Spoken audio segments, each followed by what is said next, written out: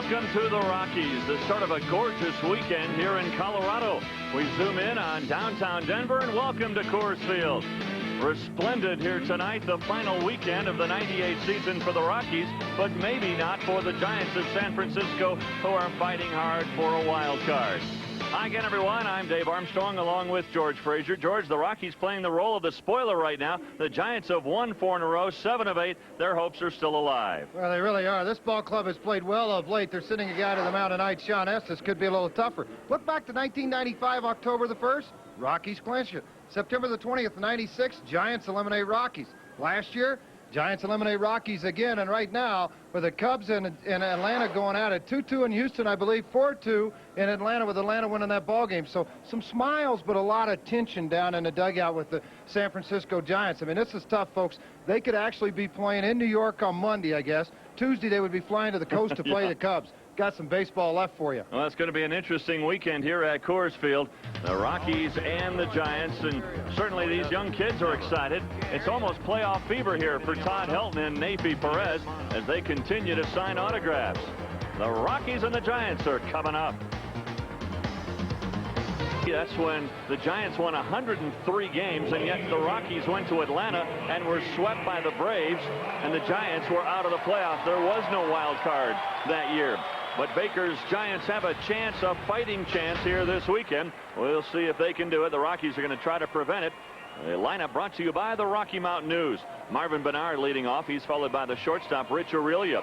Then Barry Bonds. What a month of September he's put together. Followed by Jeff Kent. We'll tell you more about him in a moment. He has had a sterling 2 years in San Francisco.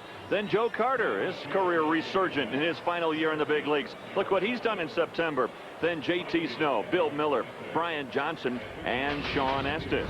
Well, the Rockies defensively, the Rockies with 10 double plays in the last 5 games. Clemente replacing Walker in right field. Walker still not able to go with the sore back. And the AutoZone pitcher for the Rockies is the right-hander John Thompson. Thompson will give it another try to win his 9th ball game. 479 earned run average for Thompson. He's pitched against San Francisco twice this year. On June the 15th, they went 8 and 2/3 innings, 3 hits, just 1 run. Pitched beautifully in that ball game, but did not come up with a decision.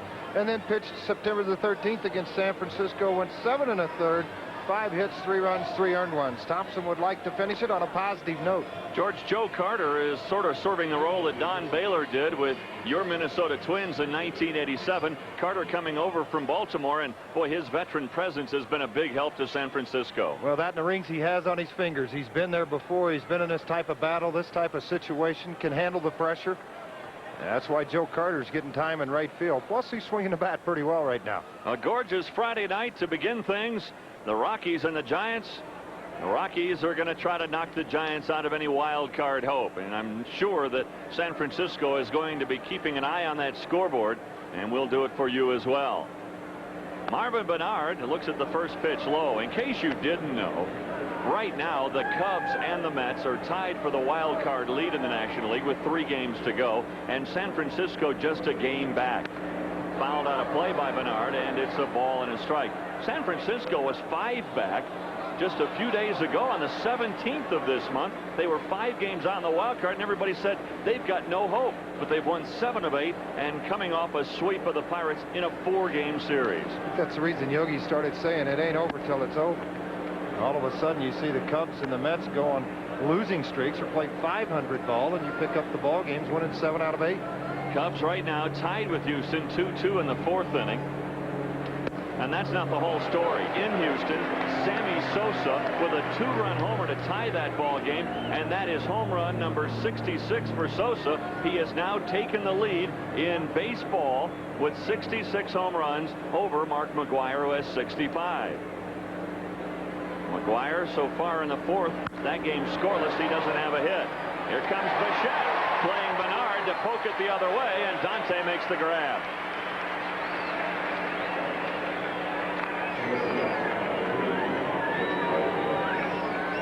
Well, we'll look at that wild card race in the National League, and boy, is it tight. It's already been decided in the American League, but the Mets are playing Atlanta tonight, and they'll play them all weekend in Atlanta. The Cubs are in Houston. So I guess the Giants have the best of all scenarios, with the Cubs having to play in Houston, although they don't have to face Randy Johnson, and the Mets at Atlanta, where it's going to be tough for them. Well, the Mets at Atlanta, they get to bypass Maddox and probably Smoltz, but then they'll get Glavine one of the ball games, you get Nagel one of the games, and probably Millwood the other game on Sunday, because they're preparing for Tuesday's start of the playoffs. But everything will be pushed back if there ends up being a three-way tie in the wild card. Atlanta, with just one more win, they would clinch the best record in the National League. They have 103 right now. Upstairs to Rich Aurelia. 1 ball, 1 strike to Aurelia, who's really struggled over his last 22 games, hitting just .213. You'll see early in the ball game, Dave, I think, of how Dusty Baker will lead this ball club, whether they're tense, whether they're swinging at a lot of pitches, or if they're patient at the plate and work John Thompson deep into counts to get a pitch in their favor. It'll be interesting to see how it starts out. Thompson making his last start of the year, throwing to Manwaring behind the plate. He wants a fastball. He gets it, but it's too far inside. It's 3-1. Frank Pulley, the veteran umpire, behind the plate. Greg Benet is at first. Bruce Dreckman at second. And Ed Rapuano is the umpire down at third. Rockies facing Sean Estes, who in his last start was Sterling, although Sean hasn't won a game since July. He spent 2 months on the DL. Strike right through there, and it's 3-2 now to Aurelia. He's going to have to swing the bat. One thing for Thompson, I think he just wants to get through the first inning without any damage. Build his confidence against the ball club that's playing very well. Fastball right down Main Street and drilled right back through the box. A single for Aurelia, and that gets Bonds to the plate with a man aboard. 3-2 pitch. You don't want to walk anybody, so you go right at him. He's not going to hit the ball out of the ballpark that often. You see Manwaring set up on the outside half of the plate. The pitch, outside half. Just a nice job of hitting by Aurelia to take the pitch right back up the middle. Well, the last time we saw Bonds, he was hitting a game-winning home run off Chuck McElroy. Bonds with 37 home runs, and the footnote on that you see at the bottom, 7 straight years with 30-plus home runs. He has 411 career home runs. A certain Hall of Fame career, Barry Bonds. He has been arguably the best player in baseball over the last decade.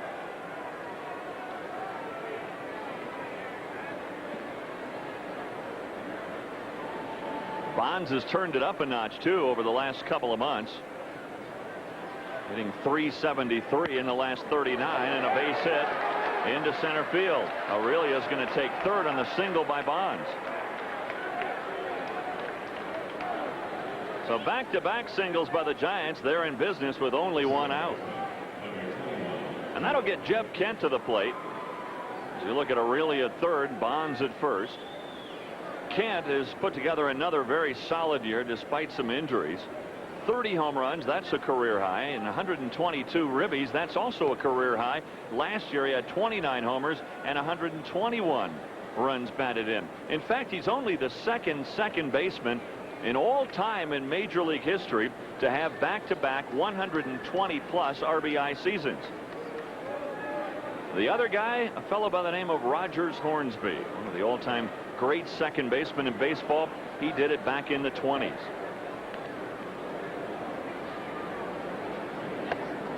A little bit low. Thompson trying to get Kent to hit into an inning-ending double play. And he has that ability with a good sinking fastball, the slider that breaks away, and the fast-developing changeup that he has developed just in recent weeks to complement the slider and the fastball.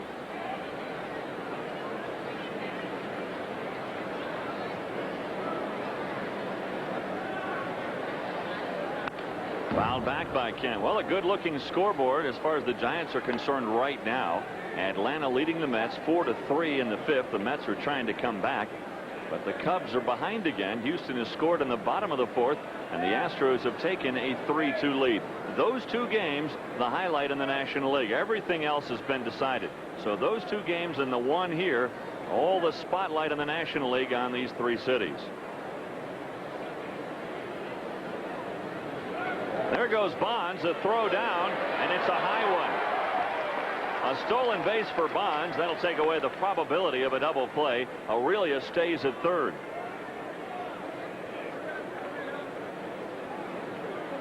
Very tough on the opposition and tough on the Rockies and Kurt Manwaring, because look at the jump that Barry Bonds has gotten at first base. The high leg kick of Thompson allowed him to do it, and then the throw was high, and Bonds is safe at second base. It's an inside pitch to Kent, and that's hard for Manwaring too, because he's looking for a pitch on the outside half of the plate, and it comes back inside. So you got to rearrange your footwork to get the ball down to second base. Bonds with 28 stolen bases now, George, closing in on another 30-30 year. Well, whatever he does, it doesn't surprise me. 2 balls and a strike to Kent with 2 on in scoring position. The only game of real significance in the American League, or 2 games I should say, Texas at Seattle and Anaheim at Oakland. If Texas wins one more this weekend, they've wrapped up the West. In the dirt. That's ball 3.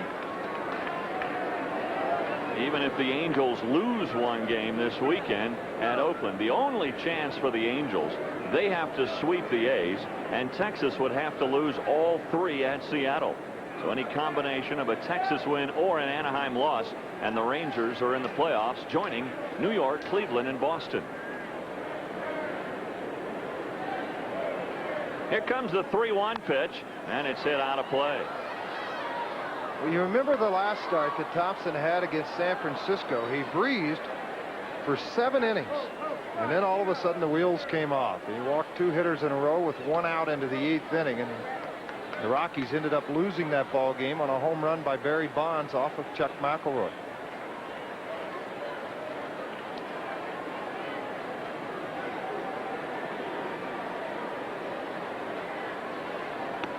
Too low. That'll load him up.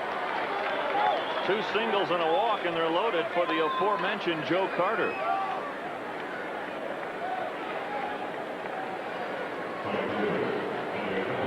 Frank Funk's going to come out and have a quick word with John Thompson. Well, Joe Carter, boy, an RBI producer if ever there was one, and Joe Carter, through the years, he's been a very solid professional in baseball. It's been outstanding. Take a look at this graphic, and it'll tell you a little bit about Joe Carter. 1983. How about 1984? Traded for a guy named George Frazier, Rick Sutcliffe, and Ron Hasse. Kind of amazing. Padres in 90. What a steal for the Indians.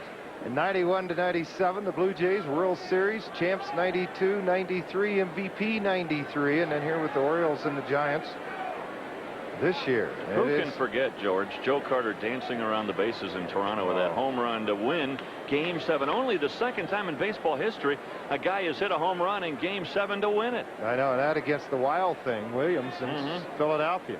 Ruined his career after the home run. Ball 1 to Joe Carter. See what, and this is just my own personal opinion. I think that what Dusty's done tonight, you look at their lineup, it's a very veteran lineup. Not a lot of young players in their lineup. Guys that know how to hit in situations. Like right now, Joe Carter with 1 out. He realizes he doesn't have to hit the ball hard, just get it into the outfield in the air to get the run home. Bouncing ball foul, 1 ball, 1 strike. Well, Carter, like Dante Bichette, he has been an RBI producer his entire career. Well, you look at him with the career with the bases loaded, 288. Tells you how many times it's happened. 49 for 170 with 10 grand slams. Carter says this is it for him. This is his last year. He's going to retire after the season. Well, he's had a great career. Bouncing up there, and it's 2-1 to Joe Carter.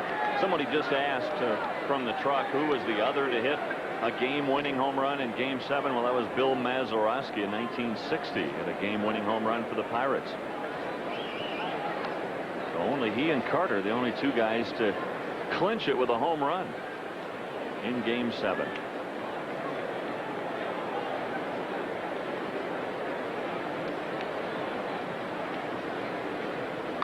Two-1 fastball is fouled back. Pretty good fastball for Thompson.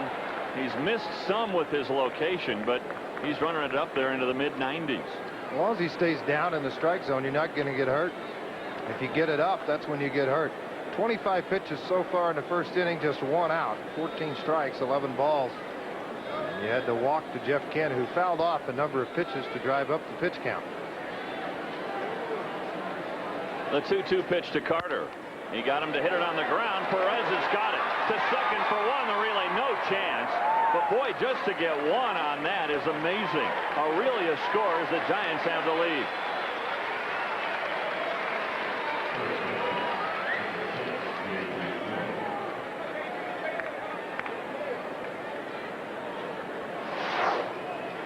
Trying to work it down and away to Joe Carter is exactly what happens. It's a sinker on the outside half of the plate. Nafee gets a good break on the ball, playing midway, not all the way back, so his range comes into account there. The good throw to Mike Lansing, and even Laser, after stepping off the back of the bag, makes an attempt to get Carter at first base. A good scoop by Helton.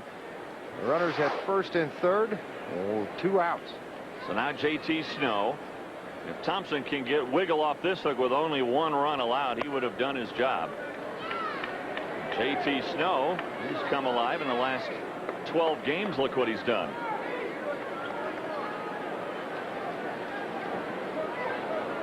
And you look at the Giants, though, overall, and one of the reasons they've won 7 of 8 is they are hot as a team. You look down at their lineup. Bernard's hot. So is Bonds, Kent, Carter, Snow. They're all hot, and all hot at the right time, including their pitching staff.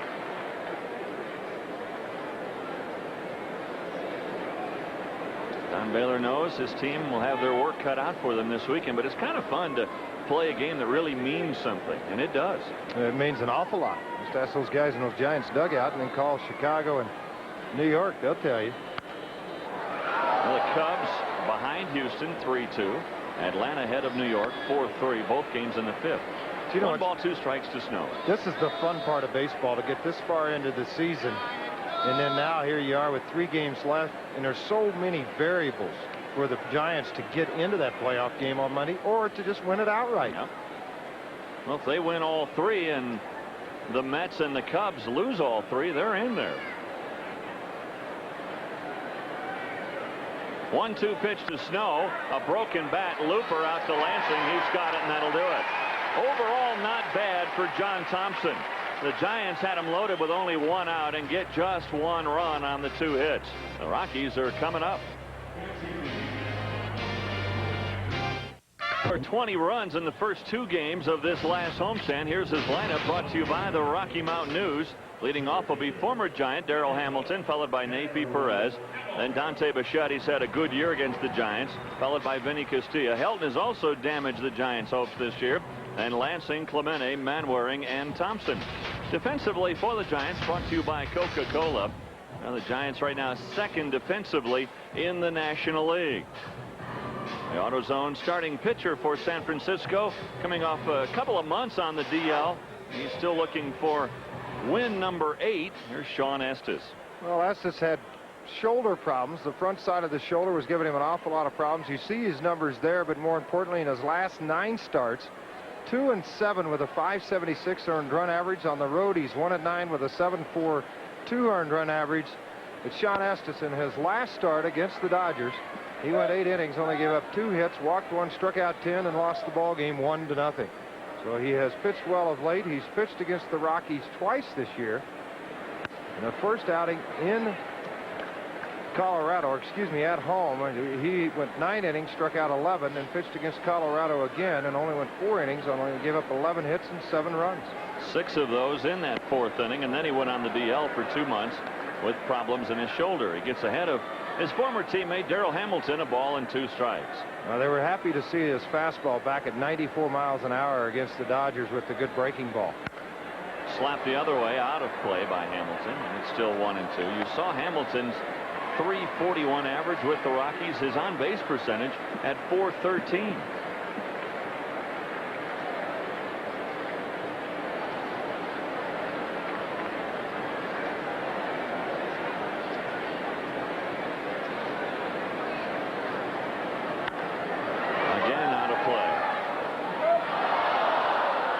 The Giants' feelings too with Darrell Hamilton. Obviously, Dusty Baker, who knows a lot about hitting, also knows a lot about Darrell Hamilton coming over from San Francisco. Dusty's probably got a pretty good game plan put together on how they would like to pitch Darrell Hamilton, and so far it's been all fastballs. And there's another. That one up there at about 91. See what he rotates into now. Asks for the fastball away. Slap the other way, but foul. Again, Darrell Hamilton able to extend this at bat, and that's what you like in your leadoff batter, able to see 5, 6, 7 pitches in that first at bat. If you do that, what you're seeing is, for the most part, the opposing pitcher's repertoire. It gives the other hitters a chance to see what he's got that night. Slapped on the ground to Aurelia. One up, one down. You look back at Sean Estes and the way that he pitches with his delivery, and to get to a point I'll show you, try to show you where the concern came, because he would fly open with his front shoulder. Watch the glove side shoulder stay closed longer now.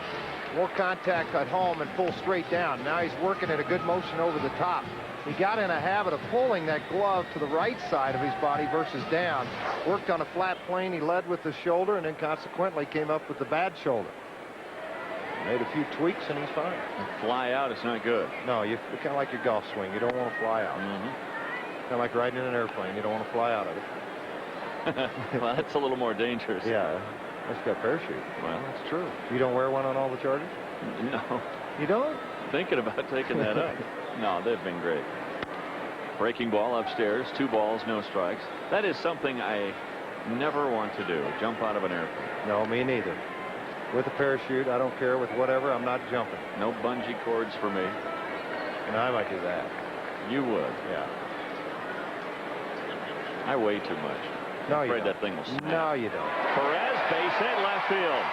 Well, Nathy Perez gets aboard, and it's not a bunt single.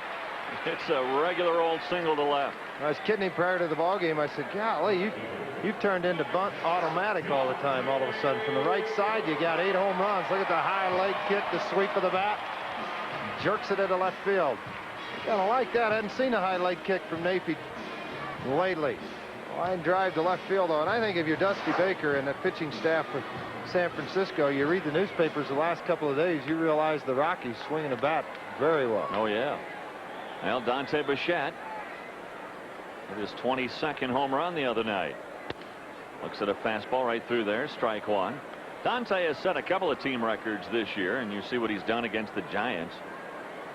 His 48 doubles, a new team record, and his 217 hits.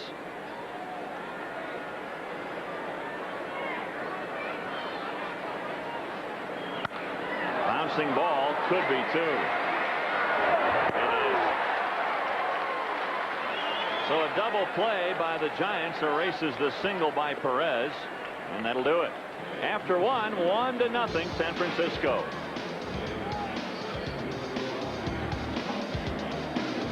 As we head to inning number 2, bottom third of the order due up for San Francisco. Rockies baseball is brought to you by Bud Light, the great taste that won't fill you up and never let you down. Make it a Bud Light. Well, John Thompson, sort of a rocky first inning. Gave up only 1 run, but almost threw 30 pitches, so he'll try to settle down here in the second inning, facing Bill Miller, Brian Johnson, and Sean Estes.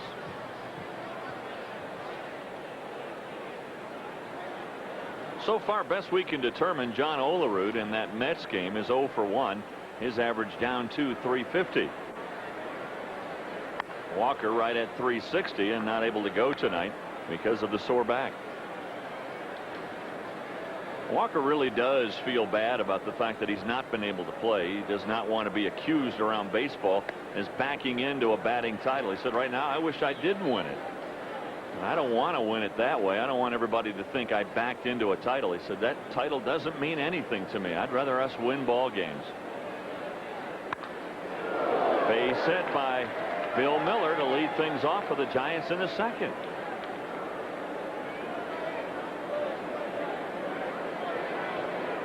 That'll get the catcher to the plate, Brian Johnson, a double play candidate, but also a guy who eliminated the Rockies' hopes last year with a home run, and the Giants went on to win the division.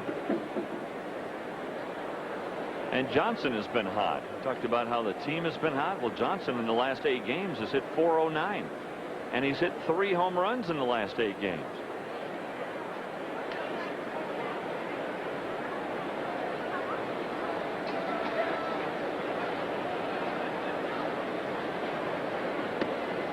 Down low, ball one. Rockies Charity Fund is hosting the Hal O'Leary Awards Dinner Thursday, November 12th.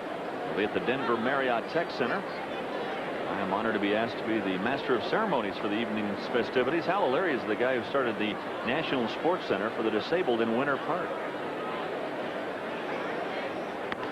We talked about how hot the Giants are. How about the last 10 days for them and how they've made up so much ground for Dusty Baker? Well, you look at the National League rank, then you look at the record. First in average, first in runs per game, first in home runs, and second in ERA.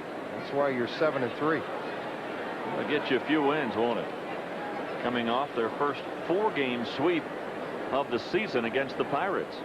The 2-0 pitch is right through there, and it's 2-1. I want to take a quick moment right now. Wright Hugus, who works down in the tape room, a tape operator on our truck, we'd like to say congratulations to his lovely wife, and gave birth to Morgan Stark Hugus this morning. I hope you enjoy that baby girl. Yeah, congratulations. That's terrific.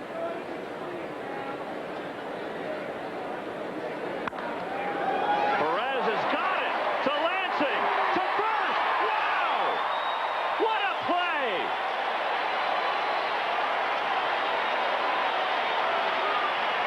Put a star on that one. I think Napi Perez likes playing in a high-tension, competitive game. As this ball's hit into the hole deep on his knees, he gets back up, a quick flip over to Laser, and it's a perfect one. Lansing with the throw on to first base and a double play by quite the margin to get Johnson, and he'll face the pitcher Estes, who's got an average of 200 now with 2 outs. Big double play there, and a great play by Napi Perez. Well, you think back to Napi getting Joe Carter in the Giant first inning, and a ball that might have gone into left field for a base hit, but Napi speared that one and forced Jeff Kent at second.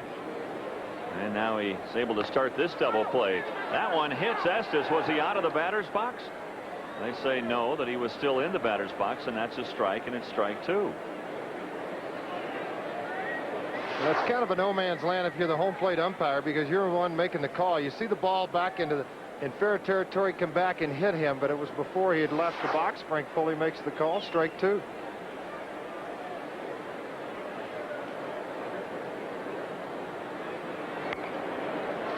Squibbed right down the line. That was a cue shot right off the end of the bat. That's the kind of ball I hope they throw back to me. Big old mark inside of it. You want that one back? Oh, buddy. Pay money for that one. You don't have to use any Vaseline there. Too high. Thompson would like this to be an easy inning. 30 pitches in his first inning. It's an awful lot. The Giants did a good job of extending the count. Get ahead of the pitcher now. Go ahead and blow him away and get it over with. Flying away with that fastball right now. Yeah, Thompson has a little bit of the same problem that Estes has. If he stays straight up and down and he really drives right to home plate and keeps the front shoulder closed, good location, good velocity. Now it's 3-2 to Estes. Well, it was a walk in the park against Estes for a moment, but no longer. You can do that again tonight. You had about 30 the other night. You were just ripping them right off like you're on stage. I might just stop right there tonight. Okay.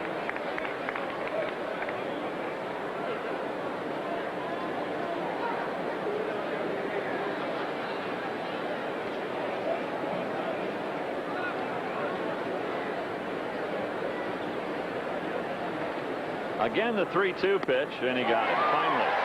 Estes strikes out, but the highlight of the inning for the Rockies was Napi Perez making a brilliant double play as he robs Brian Johnson of a hit.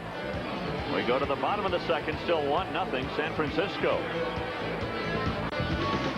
Nothing as the Rockies will send up Castilla, Helton, and Lansing in the second. This day in Rockies history brought to you by Jeep, and on this day, Rockies beat the Padres 5-3 in San Diego. In 1996, Ellis Burks, who's now with the Giants, Quentin McCracken is now with Tampa Bay. Each hit home runs. Thompson got the win. Burks not able to go tonight, and they're not sure about his availability for the weekend.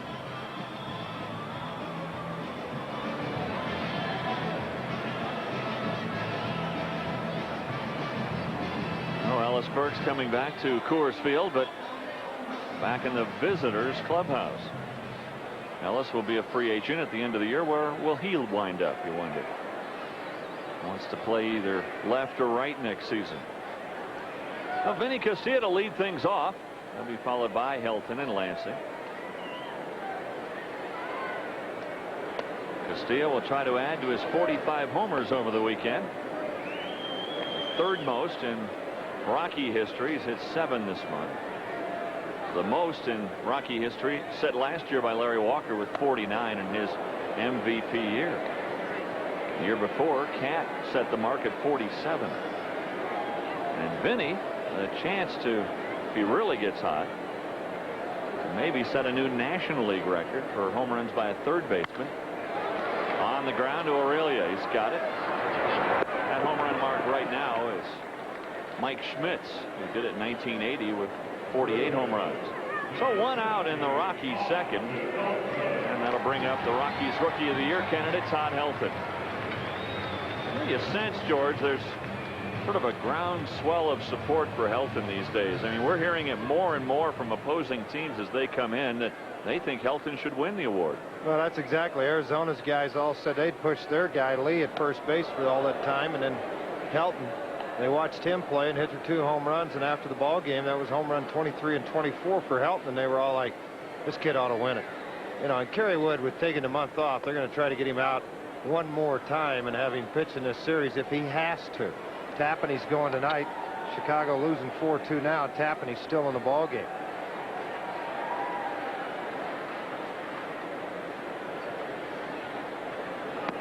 Fastball right through there, and it's 2-1. Helton, well, he just leads every rookie in baseball in both the American and National Leagues in almost every offensive category.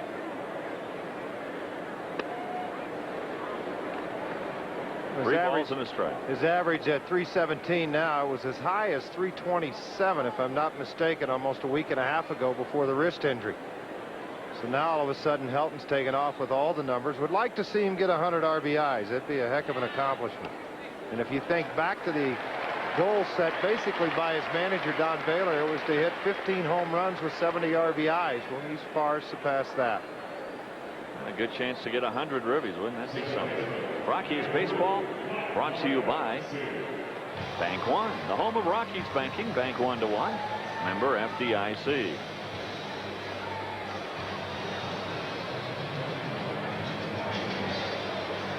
Where's the teller machine? Where's the ATM? Come on, Dad, give me the card. What's the code? Dad, how's that work? You just push it in and money comes out. That's kind of neat. Yeah. Well, Mike Piazza just made an out with the bases loaded and 2 outs in the top half of the 6th inning to end any threats that New York had in the 6th. Atlanta goes up 5-3. El Presidente now. Dennis Martinez in the ball game for Atlanta. And Mike Lansing, he's on a tear on the homestand. Hit 3 home runs in 1 game the other night. Laser now with a dozen homers this year. Rips that one foul. His last 4 home runs have come off Paul, Dahl, and Small. For what that's worth. Well, guess what, folks? In St. Louis, Mark McGwire has just left the yard. A 2-run homer for McGwire. Sosa hit one earlier tonight. They each now have 66. Wow, what a battle for the home run title. Swing and a miss by Lansing, and down he goes. Well, I have to admit that I honestly felt like that would probably stop at 68, 69, and who knows now, they may end up in a tie at the end of the year. And what's interesting about it all is Sammy Sosa may have the advantage of playing an extra game. If the Cubs are involved in any sort of a playoff with either the Mets or the Giants, Sosa would be able to play 163 games this year, although he hasn't played them all. But Sosa would have 1 more game with which to break the mark if they end up tied after Sunday. That very well could happen, and that would count as the regular season total. I'm sure they'll put some sort of an asterisk by it, but maybe not a physical asterisk, but I'm sure everybody will make a mental note of that.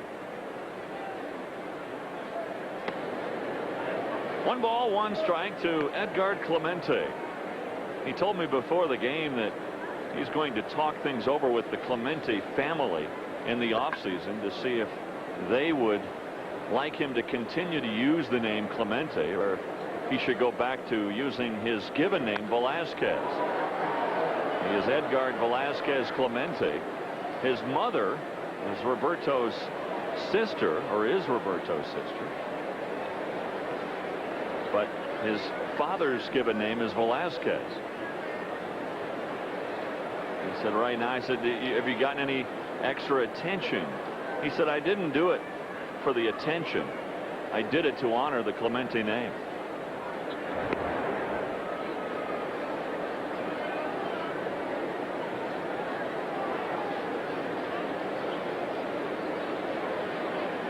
Well, earlier this year, Sammy Sosa led for just a moment in a ball game. In fact, in a game in which both Sosa and McGuire were participating.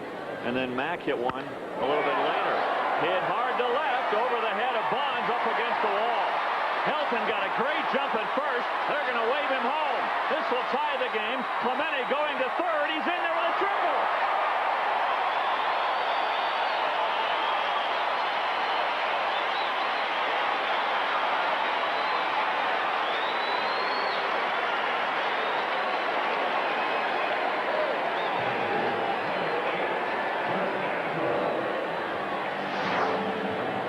See if Sean Estes tries to come inside on the young man, and he does, and Clemente jerks it into left field. Bonds races back as the ball over his head hits up onto the wall, ricochets towards the center field side.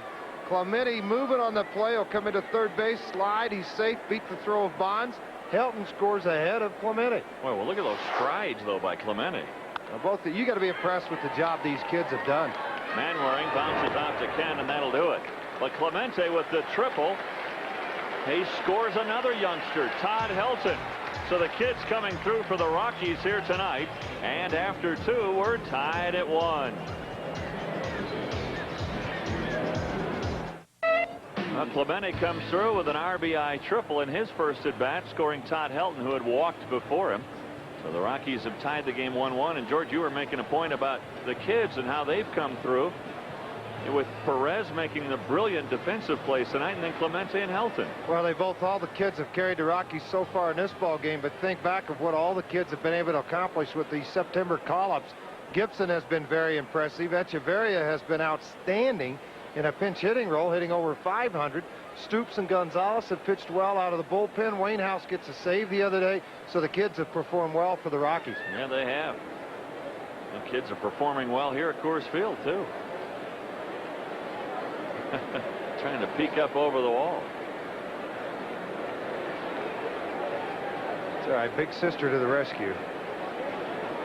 Marvin Bernard to lead things off in the third. Bernard looks to bunt, pulls it back, and takes the ball. Bernard, the line drive to Dante Bichette, his first time up.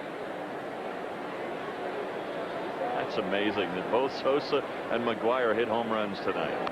I wonder if they got cell phones in their back pocket. They're like, ha ha, gotcha. I still hope they end up tied. I really do. They both are deserving of the honor. They've both been terrific gentlemen about it. They've both been great stories and terrific for baseball in '98. High fly ball, center field. Hamilton drifting back. He's got room. That's one out. You know, he talked about '98, Dave, and some of the great things that happened in baseball. Dennis Martinez, the winningest pitcher, Latin pitcher with most wins. Vinny Castilla, the most hits by a Mexican player with 203 right now. McGuire, Sosa, Yankees wins of 111. The perfect game by David Wells with the Yankees. I think the interest in baseball is back. No question about it. You can see it in the turnstiles. You can read it in the papers. And amazing, you see a national paper like the USA Today with everything that's going on in Washington, and yet the home run race, the wild card races, the pennant races, they're grabbing front page in USA Today and other papers all across the country. Well, I think it's great to see that they've forgotten about 1994, that the baseball, and I know when they started the wild card, a lot of people said, I don't like it. Well, tonight there's 3 cities pretty excited about it right now in the National League. No question. And last year, of course, Florida wild card team, and they win the World Series.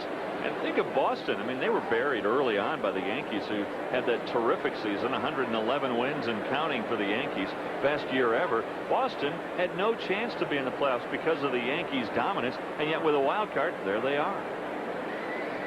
It gives them with great pitching. And you got Martinez, the closer that you watched as a starting pitcher in Kansas City, and Flash Gordon. And don't forget, you got a guy in front of him, Dennis Eckersley, that tied Hoyt Wilhelm's record for most career appearances. Was it 1,010, I believe, that tied the record with Hoyt Wilhelm, and the next appearance will break it for games pitched at the major league level. Amazing how many years he spent as a starter, too. The 1-2 pitch is slapped up the middle. That's the second consecutive hit for Aurelia. Well, he started the Giant rally in the first, and he's aboard again here in the third. How many singles up the middle now for the Giants? Well, everybody's staying back trying to drive the ball. What you want to do when you're facing a guy like Thompson, where the ball moves in the strike zone and typically moves downward or in on your hands, you want to try to hit the ball back up the middle. If you try to pull the ball, that's when you get the ground ball outs to shortstop and third base. And that's not what you want to do. Now, Barry Bonds is up what you'd like for him to do. Try to pull the sinker, but he got a base hit back up the middle earlier. Yeah, he did. That one bouncing right through the legs of Manwaring all the way to the backstop. Aurelia takes second on the wild pitch.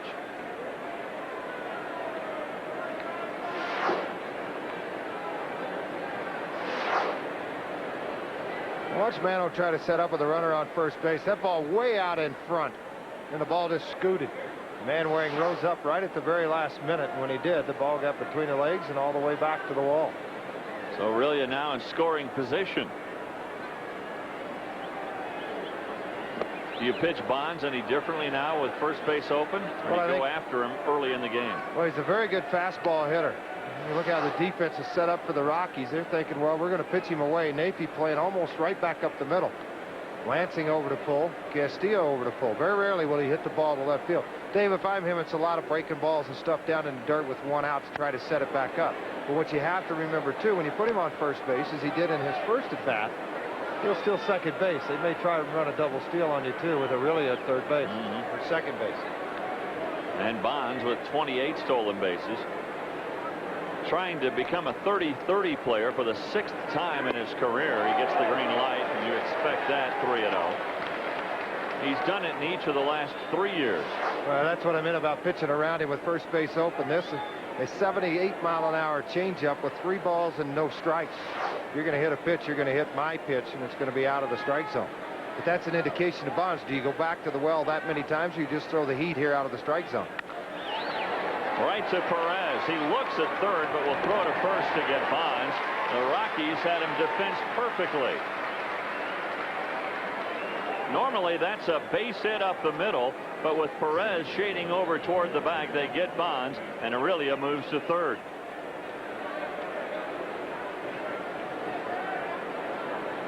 So a 2-out, Aurelia at third base, and Jeff Kent the batter. We invite you to join the Rockies for the final game of the year Sunday. If you're one of the first 20,000 through the gate, you'll get a pewter glove keychain, compliments of U.S. West Advanced PCS.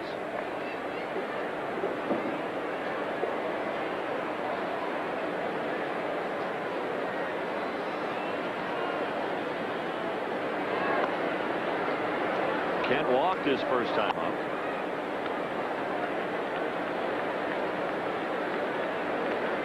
I think if you had Will Clark on the same team with Kent, on the right side you'd have Clark Kent. Yep. I remember Will Clark in the '89 Giants. Oh yeah. Into left, hooking, foul.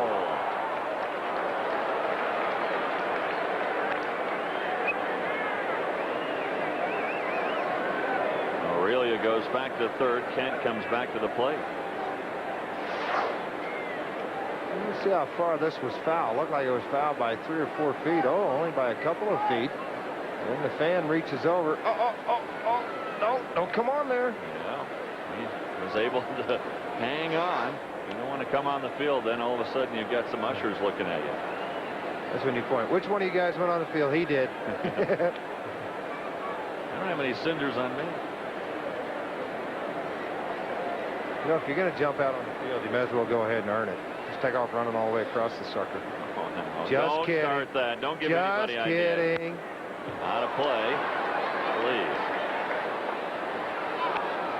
Remember one time a guy came earlier this year. Oh, I know. He just forgot his clothes when he went on the field. One time at Yankee Stadium, a guy came out with a dozen red roses for Dave Winfield in left field with a motorcycle helmet on. That guy did? Oh, man. That was ugly.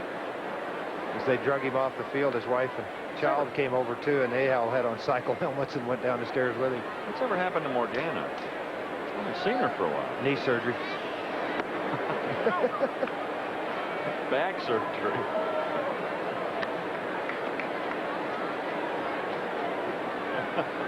Two balls, two strikes.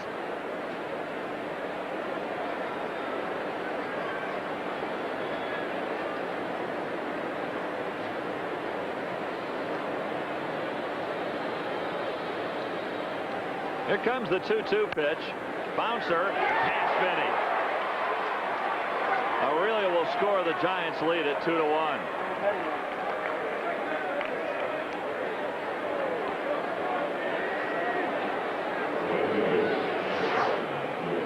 Take a look at Vinny as he tries to move to his left to make the play on this ball. The ball just scoots outside of the glove. That'd have been a pretty tough play for Castilla to try to make. Base hit into the outfield. And a run scores. 2-1 Giants. For whatever reason, Vinny seems to move much better towards the line than he does towards the hole. Now Joe Carter.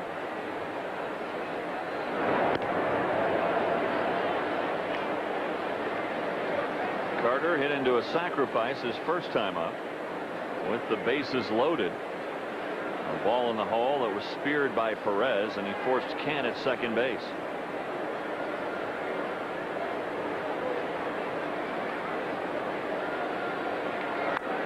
Foul back.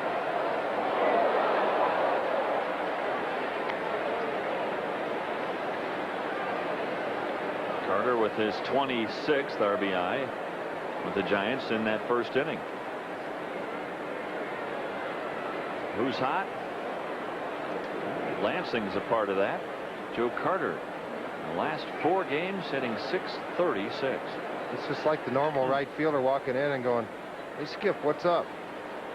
"What do you mean?" He said, "Joe's in the lineup." "Well, here, let me show you something." Oh, I see. Oh, okay, now I understand.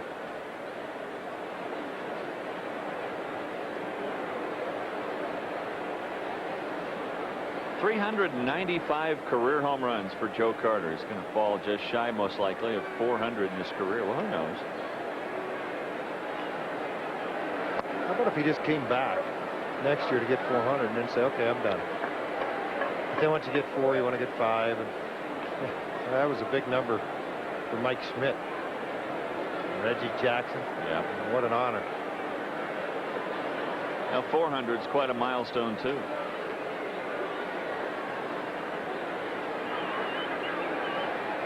The 2-1 pitch is fouled away.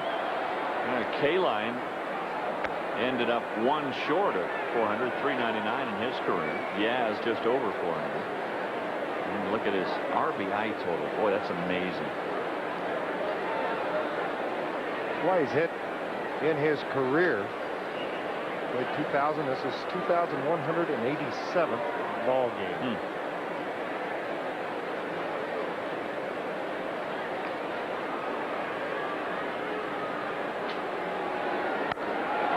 Pop-up, shallow right field. Clemente coming in, and out goes Lansing, backpedaling. He's got it. Oof. That ball had a little tail on it. Well, the Giants get 1 and a base hit from Jeff Kent, and the Giants have retaken the lead 2-1. Action and see the stars right in front of his face. We go to the bottom of the 3rd inning. The Giants have taken a 2-1 lead. John Thompson will lead off, followed by Hamilton and Perez, facing Sean Estes.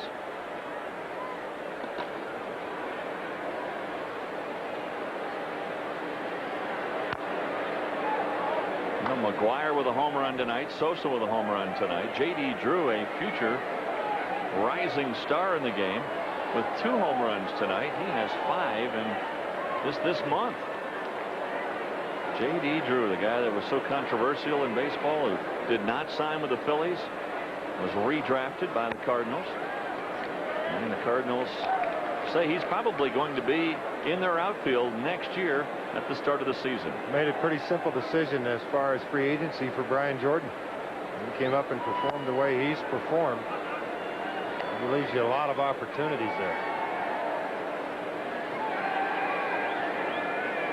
You imagine the pressure he had on him coming in because he sat out that year, but outside, boy, has he been able to perform. Well, he was accepted because Mark McGwire stepped up in front of everyone in the clubhouse and said the kid can play. When you get a veteran player that will accept you in that role, and then you hit the home runs, everyone forgets pretty quick. Swing and a miss, and down goes John Thompson. That's his second strikeout for Sean Estes. As we update the scoreboard, brought to you by Coca-Cola. The Braves on top of the Mets in the 7th, 5-3. That's good news for the Giants. Also good news for San Francisco. The Astros leading the Cubs. Sosa with a 2-run homer to account for the Cubs' 2 runs. His 66th of the year. And the Cardinals with a home run from McGwire, also a 2-run homer. They lead the Expos 6-3. Strike 1 to Darrell Hamilton. Hamilton bounced out to Aurelia his first time up.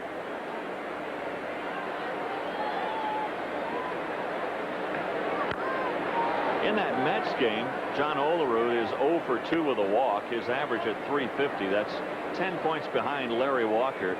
Walker, I would think it's almost a shoo-in now for him to win the batting crown in the National League. He does have enough official plate appearances, even if he doesn't play the rest of the weekend. 2 strikes to Hamilton. That one just missed.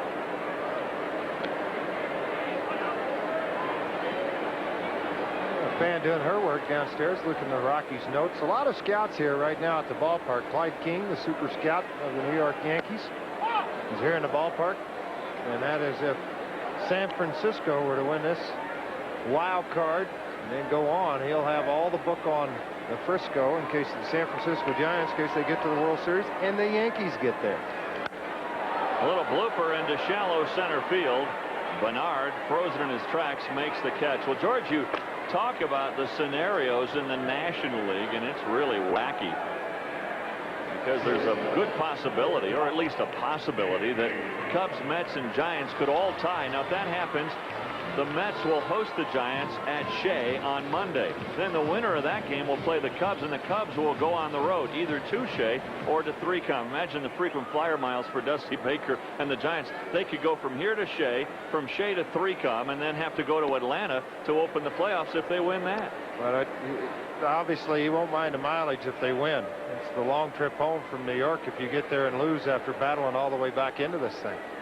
There's so many scenarios to this that could happen. I mean, right now, if the Giants win, you got a 3-way tie. Now, all of a sudden, everybody, again, 1 wins, 2 loses, or however you want to put it. Even tonight, let's say Baker's team, Dusty's team ends up losing, and the Cubs and the other ones come back. They'll jump up to 2. They win the next 2. They lose the next 2. I mean, a lot of things can happen. It will keep your attention as a manager for the remaining of the weekend. I kind of kidded Dusty today. I said, all right, you got your wristbands on. Yeah. You got your toothpick. Yeah. You got everything else you need now. Where's the eye block, sunglasses? He goes, oh, I can't. It's a night game. Everybody will laugh at me. I go, yeah, but you're 7 out of 8.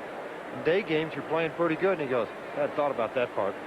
I don't see the eye block there. The 1-2 pitch to Perez, right back to Estes. He's got it, and the Rockies go in order in the 3rd. 3 in the books. Right now, San Francisco with the slimmest of margins, leading it 2-1.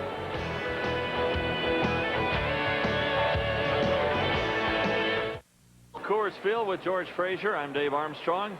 Enjoying this one tonight. Pretty good game, 2-1 in favor of the Giants as we move forward to the 4th inning. You know, there's only one thing I hate about this booth.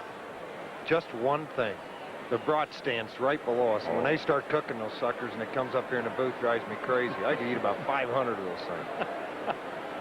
Man. Yeah, we missed out on going to Milwaukee this year. Yeah, we did. Oh, got the best brats around. Yes, they do. J.T. Snow to lead off. He fouls it back. Snow lined out to Lansing his first time up, a soft liner to Laser. It was not a laser shot.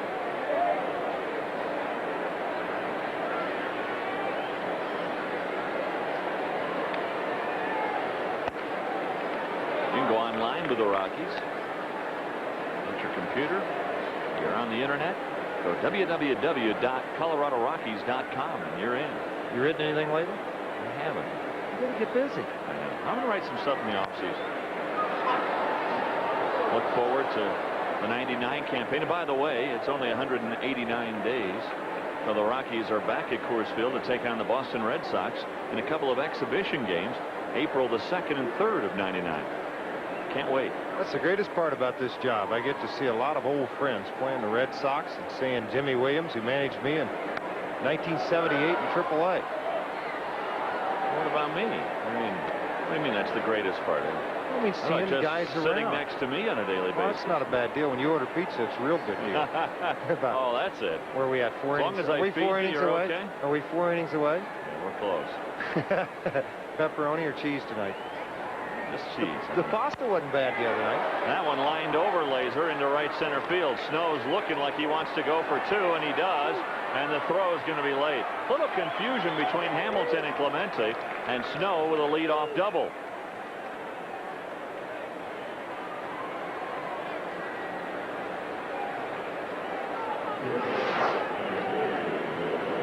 Watch where Manwaring wants the pitches. It's so important location.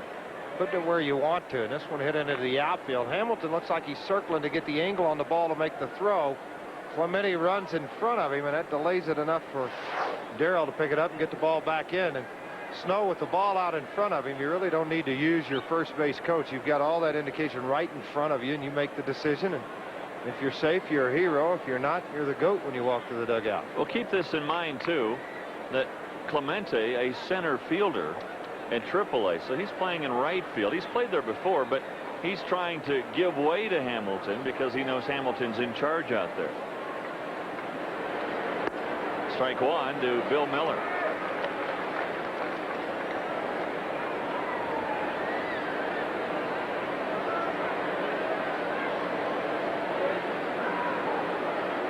Miller with a single his first time up, right back through the box. Snow at second base with nobody out. See Thompson trying to paint outside. He doesn't want Bill Miller to pull the ball. That's what Miller's trying to do. At the very least, he wants to pull it and get Snow over to third.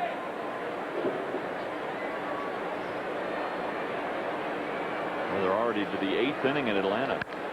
He doesn't pull it. Right to Perez. He freezes Snow at second and throws out Bill Miller. He did not do his job. Thompson did, though. Good pitching by John Thompson.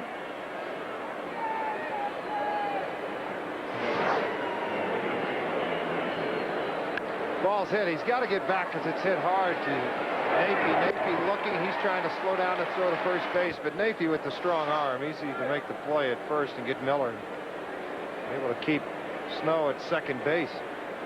That's one of the little things, George, that goes down. You don't all the time notice it, but by Thompson, he's able to get Miller to hit it to short and keep Snow at second base. Now watch, if Johnson hits a fly ball to the outfield, I'll tell you what, the Giants are going to be kicking themselves. Sure, it's just playing good fundamental baseball. You know, I asked one of their advanced scouts today, I said, what do you think it takes to beat the Rockies in this ballpark? And he said, it doesn't take a great pitching performance. It doesn't take a lot of hits. Boy, now that really upsets you as a pitcher to call that late. That's tough. But, so what you have to be able to do is just play good, fundamental baseball, and you can win in this ballpark. You see Thompson a little bit peeved by the late timeout call. A couple things can happen. I mean, you can end up hurting yourself as a pitcher. I mean, you try to follow through and you're thinking arm speed, body speed, location, and then all of a sudden you got to shut it down. Foul tip held by Manwaring, 1-1.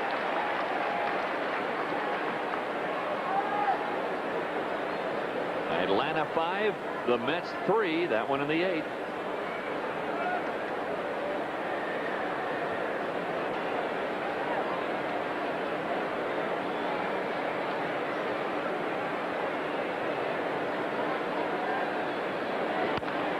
Bouncing ball, Perez. He's got it in the hole. Lots of time with a catcher running. And he throws out Johnson. J.T. Snow still frozen in his tracks at second.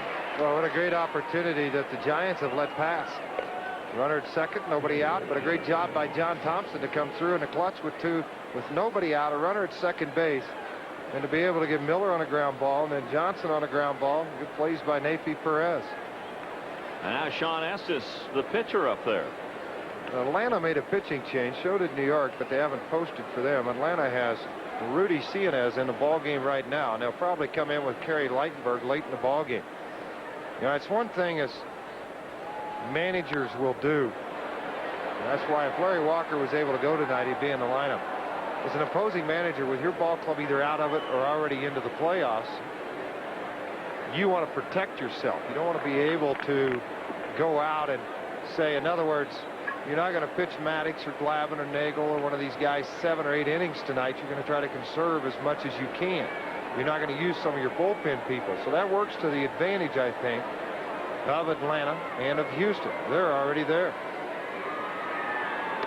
Fastball, strike 2 to Estes. Yeah, I was visiting with Frank Pulley prior to the ballgame. Our friendship goes back almost 25 years, and I was telling Frank that the tough thing for McGuire right now, he's going to face guys he doesn't have a clue what they throw. Yeah. He's with Montreal now, going against them, all the AAA call-ups.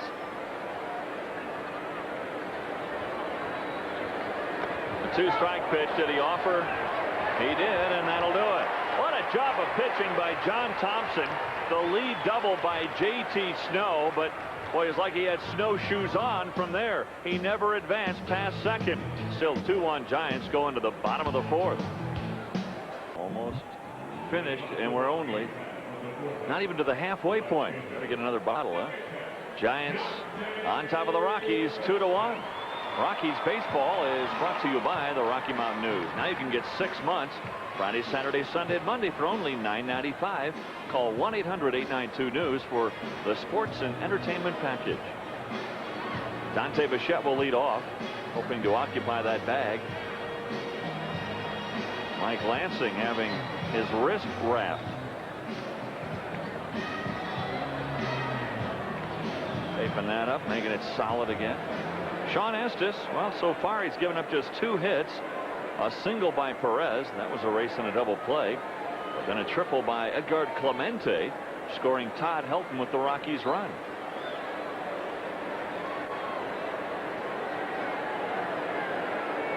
Bichette hit into the aforementioned double play his first time up. He leads off the 4th. He'll be followed by Castilla and Helton. What a pitch count difference through 3 innings. Thompson had 66. Estes with just 43. But remember, the first inning pitch count for Thompson was up at 33. Swing and a miss. Boy, New York making it close. I'm sure they're making that Giant dugout a little nervous. The Mets have added 1 in the 8th inning and now trail Atlanta by just 1. 5-4 Atlanta in the 8th. The Cubs still losing to Houston 5-2 in the 7th. Curve ball and a good one. 1 ball, 2 strikes to Bichette. But if you look at Dante and how his preparation is prior to an at-bat, getting over the top of it, you see the stretch over the top, get the shoulders loose, very relaxed hands. Shot brought to you by U.S. West. See how relaxed his hands are before the pitch comes? I mean, that is so beautiful. You knew I had to say that one more time. I'll get greedy in there in a little while.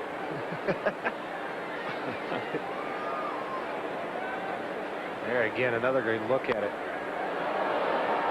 You talk to opposing scouts, you talk to opposing pitchers, you say, how would you pitch Dante? Everybody says, well, away, and then you jam him in. He said, but you better hope he's not looking in when you go in. Yeah. They said, and you better hope he's not looking away when you go away. I said, well, then what you're telling me, you don't know how to pitch him. He goes, yeah, kind of like that. You just hope to get lucky. He's a little bit more in a crouch today, Dave, than he was yesterday in the upright position. When he's more upright, he's looking for power stroke. When he's crouched over, he's looking to drive the ball into the gaps, and if the home run happens, it happens. Very relaxed hands. I don't know if you guys sitting at home or women at all that play golf, you don't want to have real tense hands or wrist. You lose a lot of control of the bat. That's why Dante has such good control of the bat. Hits it down the line and right, but it's slicing foul, speaking of golf, and out of play. Still 3-2 to Bichette. None other than John Olerud with the hit to score the run for the Mets. His average goes up to .351 with the hit, and the Mets within one of the Braves in the 8th. The Braves, if they win tonight, well, they wrap up the best record in the National League, and that means they'll have home field advantage throughout the playoffs. What about some of the great matchups you're going to have in the first round, pitching-wise, possibilities? A walk to Bichette, and Estes upset with himself. The lead walk to Dante. Yeah, you look at some of the pitching matchups you could have with stellar pitchers leading things off in both leagues. Well, the 3 divisional winners will send out Maddox, Johnson, and Brown. Will be the first 3 that go out. They're only about 65 and what, 10 on the year. Outstanding cast there that'll go heads up against somebody. Well, Vinny bounced out to short his first time up. Saw his numbers against lefties. Bouncing ball. Miller knocks it down. His throw to second in time to get Bichette. A good stretch by Kent. Well, Miller able to keep his body in front of it. Castilla at first on the fielder's choice.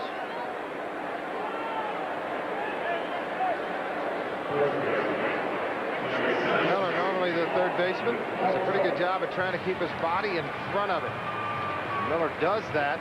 Takes a hop up right at the very end. He takes it off the chest, but he's able to stay with it. That's a good lesson for you kids at home watching the game. And even though it goes off of your glove or your chest, stay with it. You still may have a play, as Miller did on Dante Bichette at second. Helton the batter. The prototypical third baseman generally, George, is a guy with a big chest, a guy that can block a lot of balls down there. Well, most guys wear chest protectors under the jerseys. You didn't know that? No. I'm just kidding. Bet you didn't know Bill Miller went to Southwest Missouri State University. Started as a shortstop in college. Didn't know that, did you? I did. I read that in the media guide. Oh, you did? Curveball in there for a strike. It's 1-1 to Helton.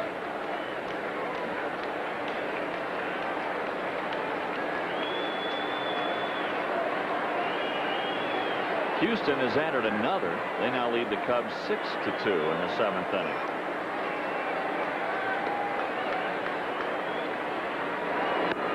You consider this: Sosa in that tough Cubs loss to Milwaukee the other day with 2 home runs to tie McGuire. Then Sosa tonight hits another home run to, at least for the moment, take the lead in the home run derby. And yet the Cubs lose the one the other day and are losing tonight 6-2 in the 7th.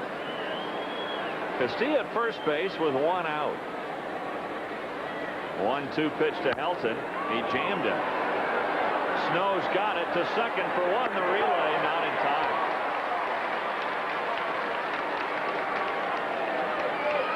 So again, the Giants force the lead runner. They're doing exactly what everyone said they had to do to win in this ballpark. They're playing fundamentally sound. A lot of ground ball outs, being able to cut down the lead runner.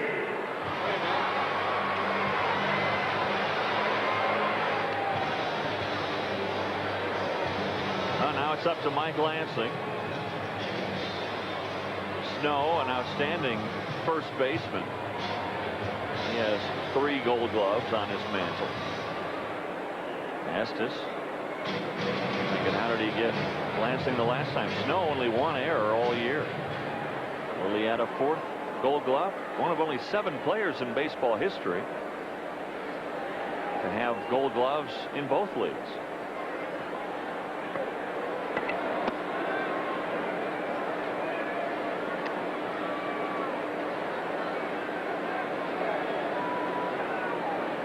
Mets trying to make it tough, aren't they, Dave? Dennis cooking the ball game now in the 8th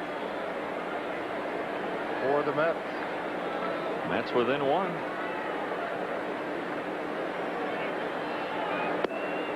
Well, if the Mets and the Cubs both lose tonight and the Giants win, well, you'll look in the papers tomorrow and there will be a 3-way tie for the wild card in the National League. And again, the focus is on Nymatl and Chnhou.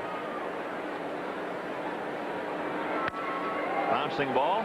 Aurelia. He'll flip it to Kent, and that'll do it. Lead walk, not costly to Estes. Go to the 5th inning. 2-1 Giants.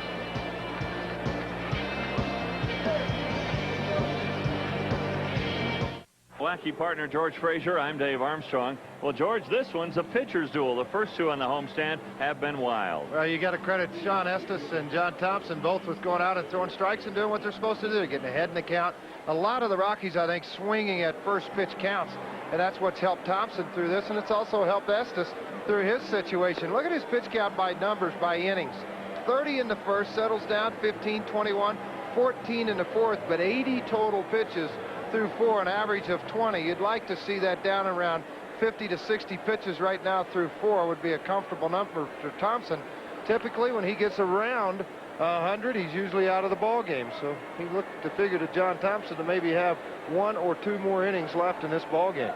He'll face the top of the order, Marvin Bernard, to lead off the 5th inning. Bernard looks at a fastball high. Bernard so far in the game 0 for 2, a couple of fly ball outs. Sean Estes, he's done a terrific job checking the Rockies on 1 run on 2 hits tonight. Now, Sean Estes, who spent a couple of months on the disabled list, giving the Giants a big lift here tonight.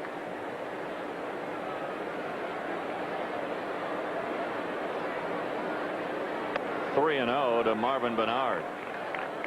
This happened the other day. You remember when Thompson was pitching, and he was pitching a gem, in fact, against the Giants, and all of a sudden the wheels just fell off. He had 1 out in the 7th inning, and he walked the next 2 batters. And that's when Bonds came in, and McElroy gave up a 3-run homer. A 4-pitch walk to Marvin Bernard, and all 4 pitches way high. Now, the lead walk to Bichette didn't cost Estes. Let's see if Thompson can pitch around the lead walk here to Marvin Bernard. Well, remember, too, Dave, the fact that anytime you have a young pitcher out on the mound, you won't rely on him quite as much as you will a veteran to tell you I've had enough, or I'm wore out, or I can't go any more pitches. Now, what might get Thompson's pitch count extended a little bit, it's the last game of the year that he'll start. Rich Aurelia has been a tough out, 2 for 2. Rockies hoping to turn a double play. There goes Bernard to throw down. Not nearly in time. Bernard had that one stolen easily. It's just another part of the ball game I think that John Thompson has to work on. That's holding runners at first base, making an attempt to throw to first. But as soon as the leg moves, watch the heel. As soon as the heel moves, you saw Bernard leaning towards second. By that time, there's no chance at all for Manwaring to have a throw at second in time to get him. Well, in the case of all 3 of the young Rocky pitchers, Thompson, Bobby Jones, who really doesn't have a good move at all, and Jamie Wright, who has a great pickoff move to first, but a little bit slow to the plate. Those 3 guys still have something to learn about holding the runners. The bunt to Helton. He'll throw to Lansing covering. The sacrifice down. This time, Dusty Baker not leaving it to chance. You'll remember the lead double by Snow in the 4th. They let Miller swing away, but here Aurelia bunts him over. And now John Thompson will have to face Bonds with most likely the infield in. And we'll see if they pitch to Bonds. Well, Dusty using the advantage of the 2-hole hitter. If you're a 2-hole hitter in any lineup, you got to be able to hit and run, handle the bat, bunt when you're asked to do that. And Aurelia did that. Advanced the runner. The infield is in. Bonds to Helton. He'll take it to the bag on contact. Bernard comes home. So Bernard scoring on the play. Bonds will get credit for an RBI, and the Giants have the lead 3-1. So the lead walk, a stolen base, a sacrifice, and Bonds able to come home on a bouncer. Or excuse me, Aurelia able to come home on the Bonds bouncer. Well, bad fundamental baseball by John Thompson with the leadoff walk. Good fundamental baseball by Dusty Baker and the San Francisco Giants. As you said, the stolen base. Advanced to third on the sack. Then Bonds does his job as a professional, pulls the ball to the right side, and Bernard comes in to score. 3-1 ball game. Ball 1 to Kent. 2 gone in the 5th, but 1 big run in. Atlanta has gone in front by 2 again. Javi Lopez with an RBI double in the bottom of the 8th. Atlanta leading the Mets 6-4. You've been involved in pennant races before, George, and when you're sitting out in the bullpen or in the dugout and those scores are posted out there, aren't you just like cheering and going crazy with every time a number is posted? Well, I think you get real excited about the situation, but what you try to do too is take your mental focus where you're at right now. Right. And everybody in the bullpen realizes what their job is, and when it passes that innings, that's when you can kind of relax unless a ball game gets into extra innings. The guys that are under the microscope, the guys that have all the pressure now, there's guys like Rob Nen, that's your closer for San Francisco. It happened to Rod Beck in Milwaukee 2 days ago. Everybody's going to remember Brant Brown dropping a 2-out fly ball in the left field.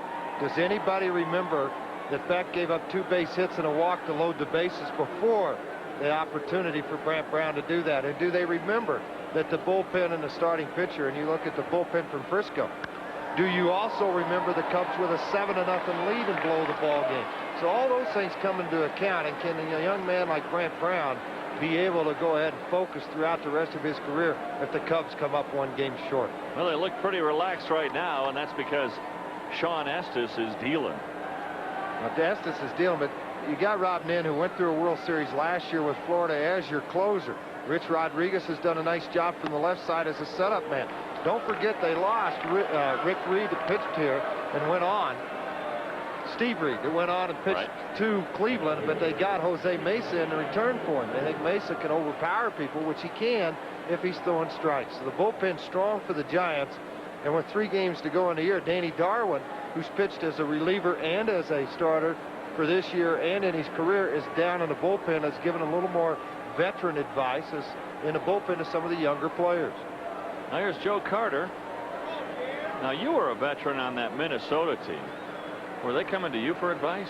Yeah, you'd get some of the younger guys would come to you and say, what's it going to be like in the playoffs? What's going to happen into the World Series? And I think the only thing you can do as a veteran is just say, stay focused.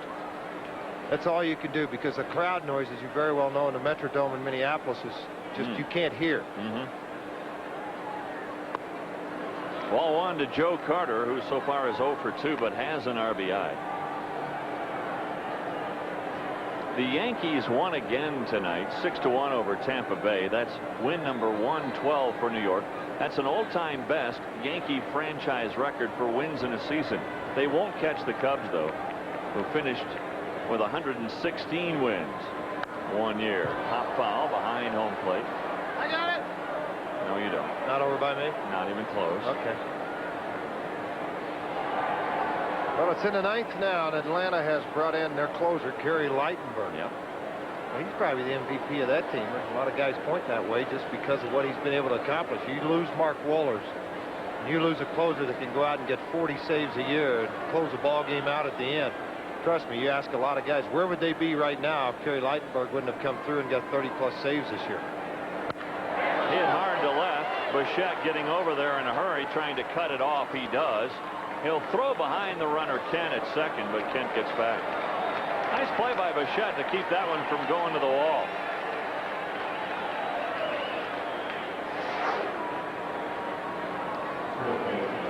You look at a veteran turning on a fastball up in the strike zone. Dante Over will backhand the ball and then try a little sneak attack. Looks like he's stepping towards third. Kent round second. The throw back in. A quick tag by Lansing, closer than what you might expect. Now J.T. Snow. Well, it's 3-1 now. Certainly John Thompson doesn't want to give up anything more with 2 aboard and 2 out here in the 5th inning. Well, you mentioned Kerry Lightenberg, and I agree with you. What a performance he's put on this year. But I guess that big question mark hanging over his head with limited playoff experience, how will he react as a closer in the playoffs? And you don't have anybody else to go to. You think in recent years in their bullpen you had other guys, veteran guys, you could go to. Vinny's going to have to make a quick throw. He does. Nice play, Vinny Castilla. But the Giants manufacture a run, a lead walk to Bernard. He steals second, goes to third on a sacrifice, and scores on a bouncer. Halfway through, the Giants by 2. By Bank One, the home of Rockies banking. Bank 1-1, member FDIC. and by AutoZone, the best parts in auto parts. Frank Funk talking to John Thompson about flying out just a little bit, and that's what caused the 4-pitch walk to Marvin Bernard.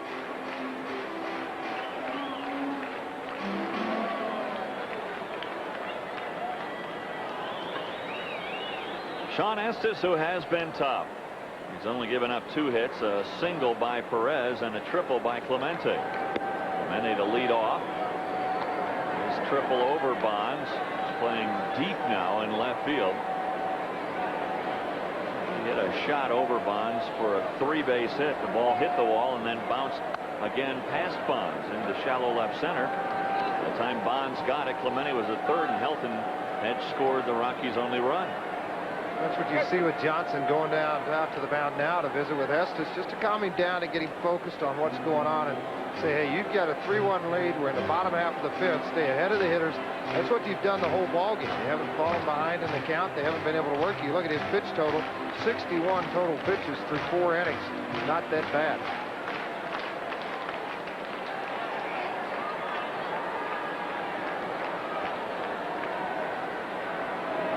2-0 pitch is fouled off. That's off the front foot of Clemente. It's 2-1. Well, they're in the 9th in both Atlanta and Houston. You know, some that aren't playing on that Giant bench are watching that scoreboard closely, hoping they put an F up for a final. Atlanta leading 6-4 in the 9th, and Houston over the Cubs 6-2 in the 9th.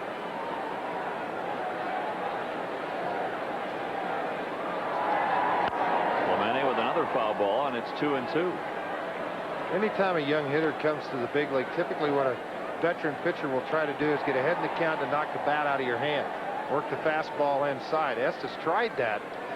Clemente hit the triple, as you said earlier, so now he's going down with the breaking balls and changeups and curveballs down out of the strike zone. There was another one. 3 balls and 2 strikes to Edgar Clemente. All right, what are you going to call here? 3-2. You don't want to walk if you've got a 2-run lead. Just call a heater down and away. Estes seems to want to throw the changeup. He does, and he gets it. Yeah, that's part of a maturity process too for a young hitter like Clemente that's coming into the big leagues. How many times has he seen a 3-2 changeup? Not very often. Maybe one tonight. Yeah, right there he saw one. First time for everything. Now look at it through your US West home plate cam. Ball in the middle of the plate, just down in the strike zone. So one big out for Estes, and now Manwaring, who bounced out to second, his first time up. Strike 1 to Manwaring.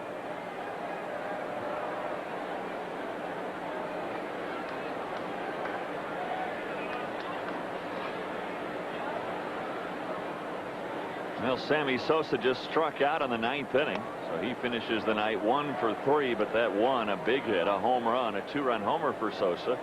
And that's number 66 for him. In case you just joined us, McGuire, yes, he also homered in St. Louis tonight. So they each have 66. Cardinals are still playing. They're hosting Montreal and leading 6-3 in the 8th.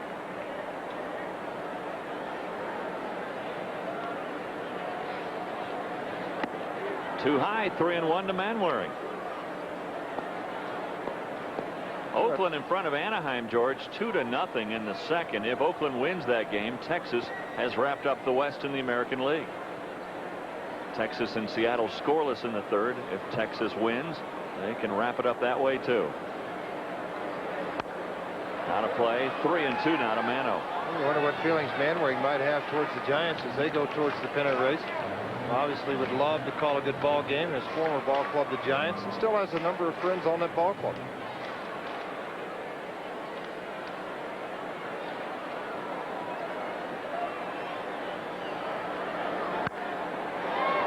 Ball, still 3-2.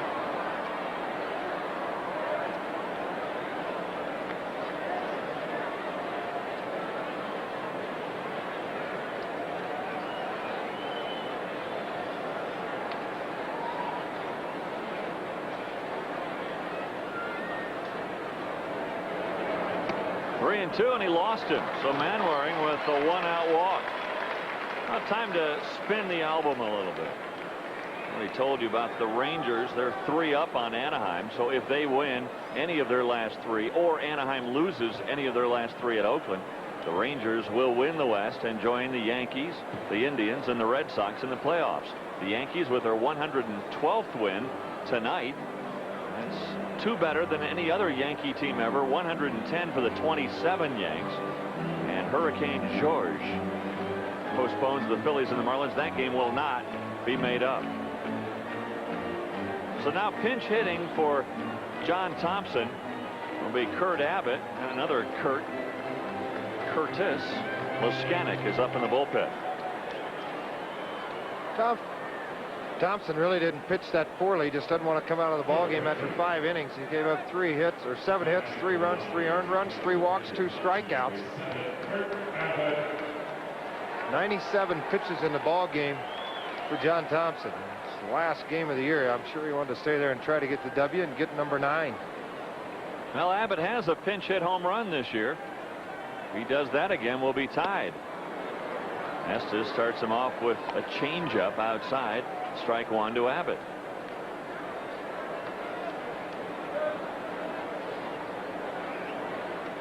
Abbott has done a great job as a pinch hitter this year.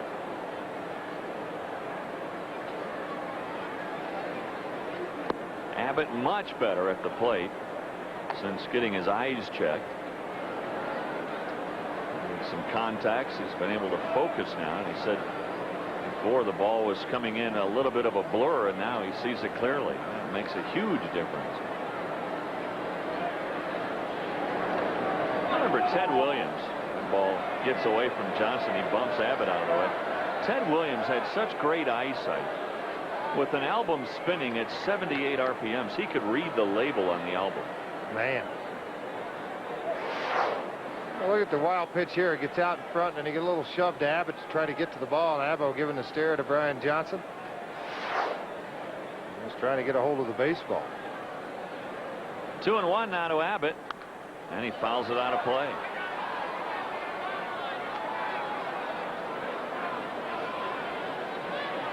I think Abbott's one of those guys, Dave, that you like on your ball club because he's got good speed, can come off of the bench and swing the bat, hit the ball out of the ballpark, play anywhere in the infield except maybe first base, and has played right and left field for the Rockies. So very valuable utility man for the Rockies to look to the future with. Yep.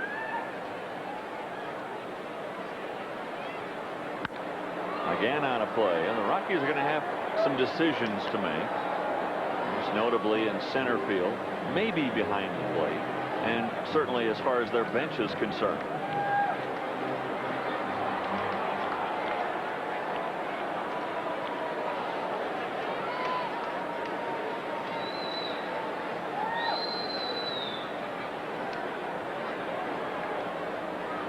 Way too high. 3-2 after Estes walked Manwaring. Now a full count on Abbott. Well, final score in from Houston. That's good news for the Giants. The Astros beat the Cubs 6-2. Sammy Sosa hits number 66, but boy, he'd rather have the win. Cubs have now lost 2 in a row. Jose Lima picks up the win. Tapani suffers his 9th loss with 19 wins. Houston and Bell each homered for the Astros. 3 balls, 2 strikes to Abbott. Rockies trying to come back here in the bottom of the 5th inning. He likes that changeup on 3-2, doesn't he? Well, it's an ultimate of surprise. Ball 4. If you throw it for a strike or get it near the strike zone, the hitter swings at it, you're not going to hit it with a lot of authority. But with 1 out, he's come up with 2 straight walks in a row. Now you face Darrell Hamilton, who has performed very well with runners in scoring position. Now Abbott sitting over there in the on-deck circle watching the at-bat with Clemente, actually sitting on the bench, and he saw a 3-2 changeup. He might have been expecting that, being the veteran player he is. Well, you didn't see that his hands flew. He stayed back pretty well on the ball, right. Was able to explode on it if it's up in the strike zone. Well, Hamilton now with 2 aboard and only 1 out. Curveball fouled out of play.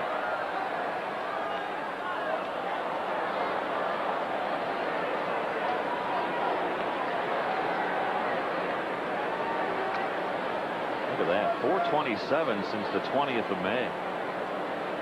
It's been terrific for the Rockies in this regard. A lot of big hits against left-handed starters, too, in this situation. They won't be fooled by Estes. Outside, 1-1.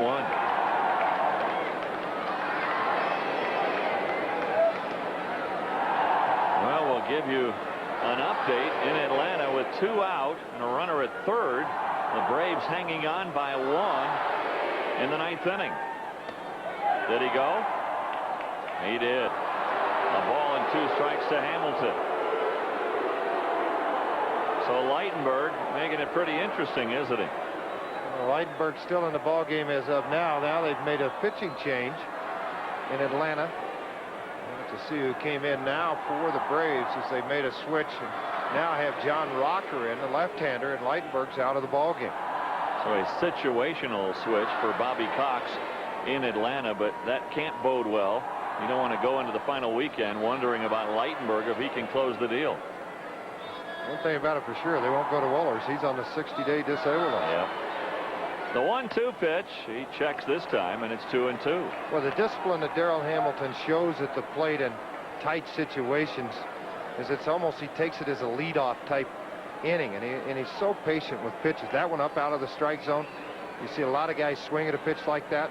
Darrell just watched it go by. Johnson did something kind of unusual there, George. He kind of tapped the glove, and he did it way outside, I think trying to decoy Hamilton. Well, the less movement you have behind the plate, the better you have as far as location. See how he's tapping way outside? That's to give Hamilton to think that they're going away again, and the pitch was back on the inside half. One of those subtle little things by Brian Johnson. Now Hamilton wants time. A little cat and mouse game going on right now between Johnson, Estes, and Hamilton.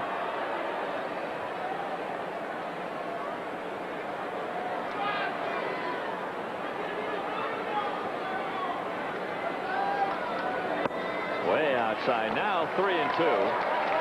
And a decision to make. Manwaring does not run well at second base. Hamilton, though, a good contact hitter. What do you do with the runners with 1 out?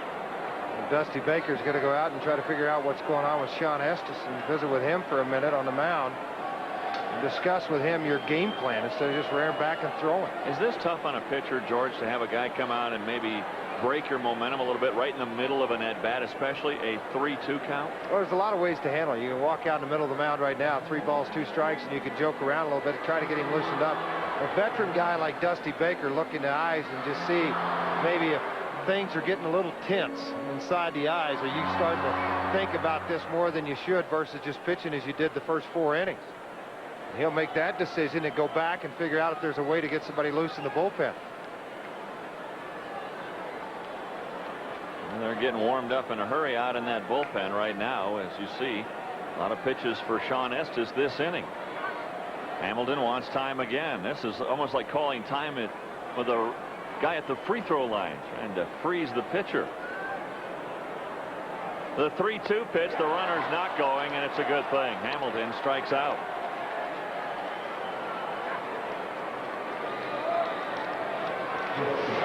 Yeah, big pitch from Sean Estes. Look at the location. Outside corner, knee high, fastball for the strikeout. What they're having a meeting about now, they're concerned maybe that Manwaring has picked up the signs off of Johnson and are relaying those into the hitters as far as location. So now they'll go back and sure that Brian Johnson will just give it a late move behind the plate to set up for the pitch.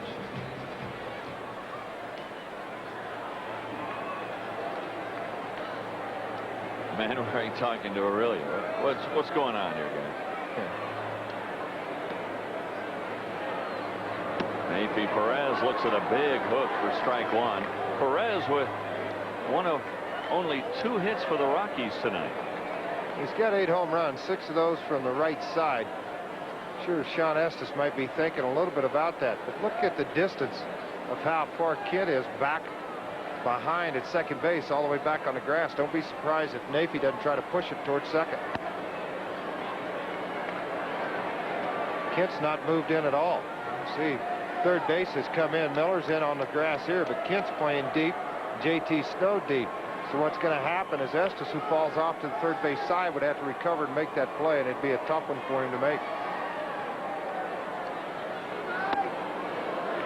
But if you do that with 2 out, you're kind of leaving it up to Bichette. You're leaving it up to the next guy. Yeah. It's not a bad guy to leave it up to. Well, you're right.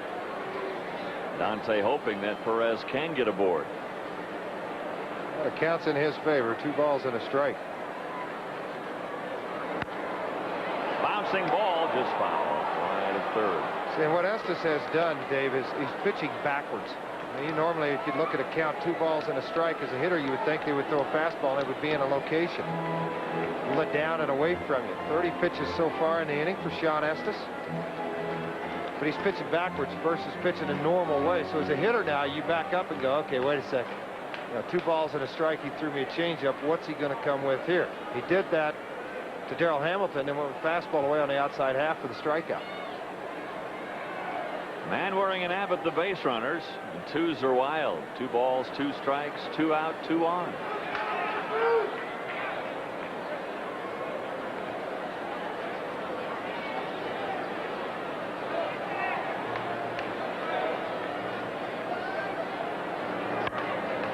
Another foul ball. And it's still 2-2. You get the sense that perhaps this is the last batter that Estes will face. Julian Tavares is warming in the pen, and you kind of get the feeling that he would come on to face Bichette if Perez keeps the inning alive. Estes is scheduled to bat third for the Giants when they come to the plate in the 6th inning, so you know Dusty wants him to get through the frame. Good stop there by Johnson. He didn't even know he had it. Well, now the runners will be moving. 3-2 with 2 out. It's a nice stop by Johnson, but as you alluded to it, Dave, I don't know that he even thought he had the ball until after it got all the way around him. He just scoops it. The ball exploded. Maybe that was the old deke. Get Manwaring to think he doesn't know where it is, and he takes off for third, and you throw the third. Well, final in now from Atlanta. The Braves do beat the Mets. So right now, to the minute, the Giants are a half game back in the wild card. Fouled on a play by Perez. Chen picked up his 3rd win. Reed suffered the loss. He's 16-11 now. Andrew Jones hit a home run for the Braves. They win 6-5. Well, the Braves now 104 wins. In the wild card, the Giants just a half back. And they're leading this one. If the Giants hang on and win here tonight, we'd have a 3-way tie for the lead in the wild card with just 2 games to go in the regular season. Yeah, and how hard is it for Dusty Baker? Don't you know he wants to stand up and start jumping around?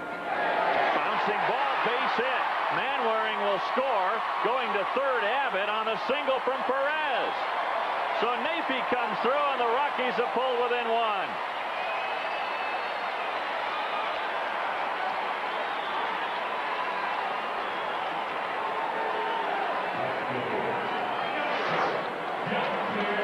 Napi works the count to 3 balls and 2 strikes, and then the base hit to left field by Napi. Look at his side swing out. The front foot opened up on a pitch on the inside half, and it drills it to left field. Right past the diving shortstop, Rich Aurelia. They come up with a ball, but no play by Bonds anywhere. Abbott ends up at third, Perez at first, and Manwaring scores it. Now it's 3-2 ball game, and Dusty Baker. It's a tough decision for Dusty to make right now. Estes off the back of the mound, wanting Dusty to get a little eye contact with him. Not going to happen. Dusty's probably walk to the mound, Dave, and point to the scoreboard and say, you look now, you know why I'm out here the 2nd time and making this move as I am now. Look at the board. Those 2 lose. We need a W.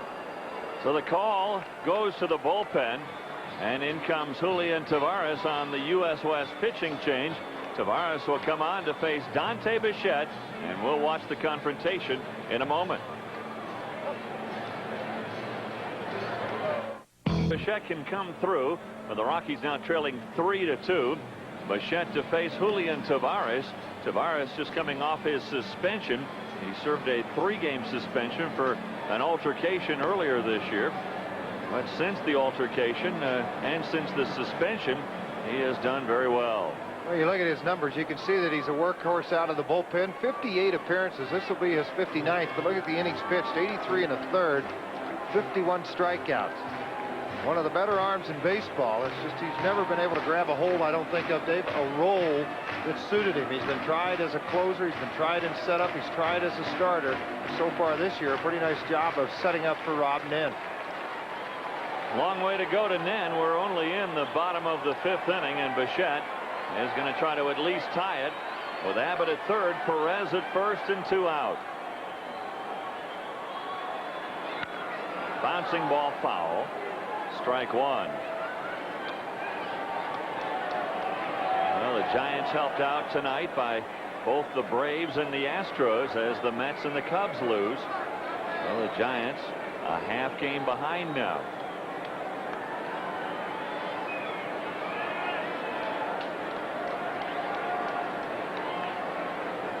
Two walks, very costly to Sean Estes, and a big base hit with 2 out by Nafi Perez. A single homer run. Into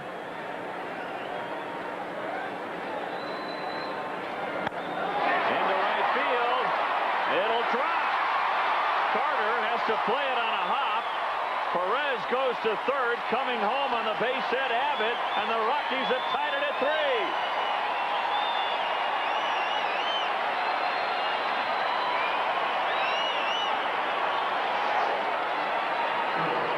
Trying to work the ball down and away. It's a fastball that Taveras gets up in the strike zone. Dante gets the bat up, gets a line shot to right field. Carter is able to knock the ball down. He gives chase. Abbott in to score from third base. Perez goes all the way to third from first after his base hit. Now you got to contend with Vinny Castilla. 140 RBIs on the year, 141. This is not a position you want to be in. So Vinny Castilla with 2 aboard and 2 out. Swing and a miss, and right now there are 2 clubhouses cheering wildly. In Atlanta, the Mets clubhouse is going crazy, and in Houston, the Cubs clubhouse is celebrating. I've gone back home and turned on the satellite dishes, picking this ball game up.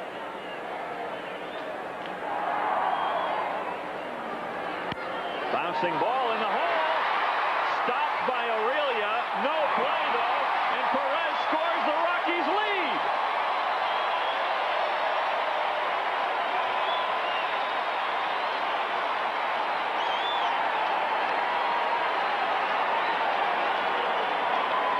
Taveras comes in to face Bichette and Castilla, and they both get a base hit. Castilla's ball is hit right into the hole. It's a good job by Aurelia to be able to dive and knock the ball down, but there's not going to be any chance at all to be able to get Castilla at first base. RBI number 142 for Castilla. Now Dusty Baker's got a decision to make. Rich Rodriguez, the left-hander, up in the bullpen ready to go. His club trailing by 1, and Todd Helton at the plate. Helton 0 for 1 with a walk and a run scored tonight. Rodriguez, the lefty, is ready to go if called upon.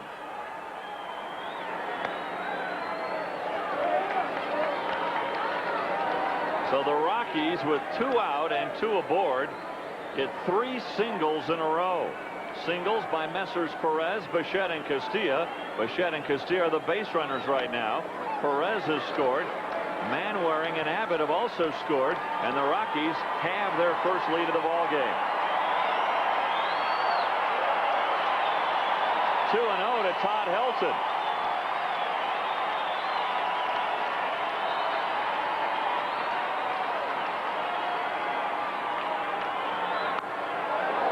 Helton with a good cut. He fouls it back.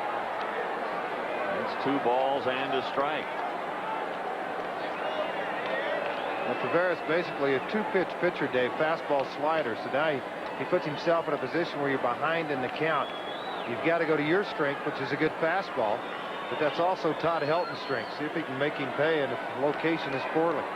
Helton in his last game Wednesday night with 2 home runs. Wastes that pitch and probably wishes he hadn't gone after it. 2 balls, 2 strikes now to Helton.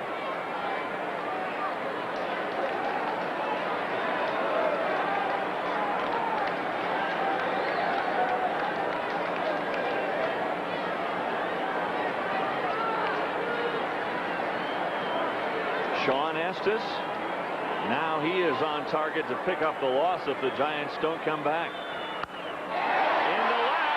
That's a foul ball. Boy, it just missed the line by a foot. You can tell when Todd Helton's in a groove simply because he'll take a lot of pitches to the other way and then he'll turn on a fastball inside half. This ball foul by inches. Ooh. I take it back. That wasn't a foot. You're right. That was inches. 2 balls, 2 strikes still to Helton with 2 out, 3 in, and still 2 aboard.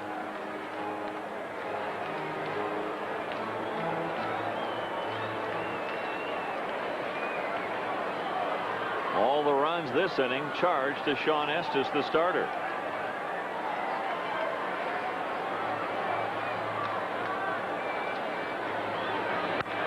Bouncing ball. It gets by Kent.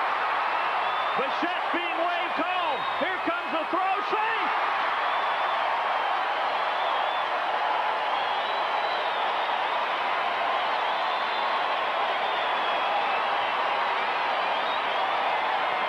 You can credit Gene Glenn with that 100%. The ball hit to the right side. Kent tries to knock this ball down. It's hit hard by Helton. Right on the screws, right at him. And as he took his eye off of it, then he reaches back to go back and get the ball, thinking, well, I can hold Bichette at third. But watch Gene Glenn. He's sending him the whole way home. Dante coming in hard from second base. Comes in and scores. It's an error on Kent. No RBI awarded to Helton. Gino did a nice job coaching third base there. Absolutely a tip of the hat. You don't expect Bichette to score on a play like that, but Dante does from second base. And now Lansing, the 9th man to come to the plate for the Rockies here in the 5th inning. And the Rockies doing all the damage with 2 out.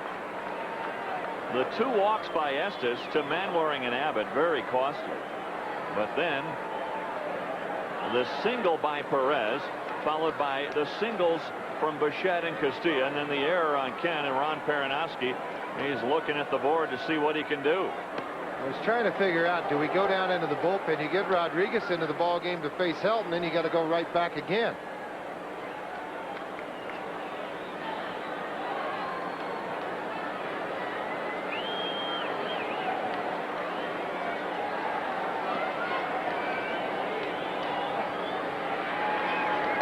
Swing and a miss by Lansing.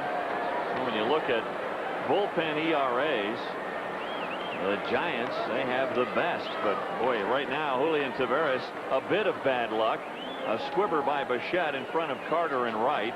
Castilla with an infield hit, and then the error on Kent to allow another run to score. You noticed on that graphic too, the Rockies bullpen 5th ranked in the National League by earned run average. Yeah, that's saying something for that bullpen. They've done a terrific job, even better than 95 when the Rockies went to the playoffs as the wild card representative. Well, one other thing, Dusty Baker, I think he's trying to keep from making a double switch too, because you've got Estes was the 3rd hitter in the inning. You'd like to see Taveras get out of this one and make the pinch hit someone off the bench in the top half of the 6th.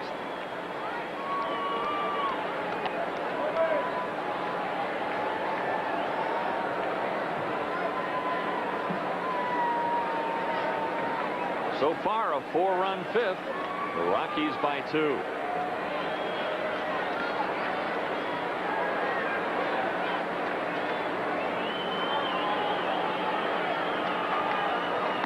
Inside, 3-2. And also keep in mind, if the Rockies hang on to the lead and go on to win, they would make John Thompson a winner. He went 5 innings.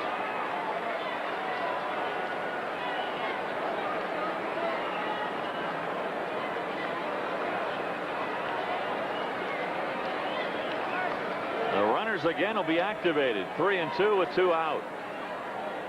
The Giant pitchers with 50 pitches this inning. That's not all by Taveras, but Estes contributed. What did he have, about 30, 31? He had 34 in the inning, 16 now by Taveras. And the 3-2 pitch to Lansing is ball 4. That'll load him up.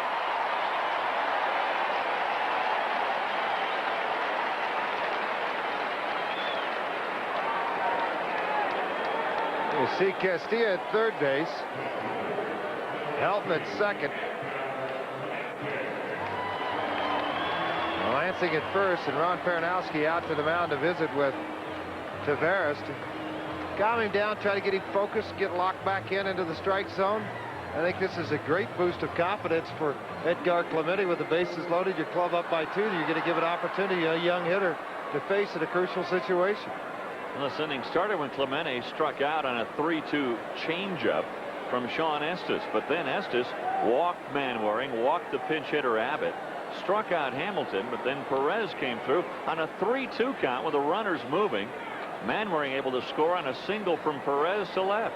That chased Estes from the game. The Rockies have added another and have them loaded. John Thompson watching it all unfold, and chance for him to pick up a win. Ball 1. Clemente with an RBI triple, his first time up.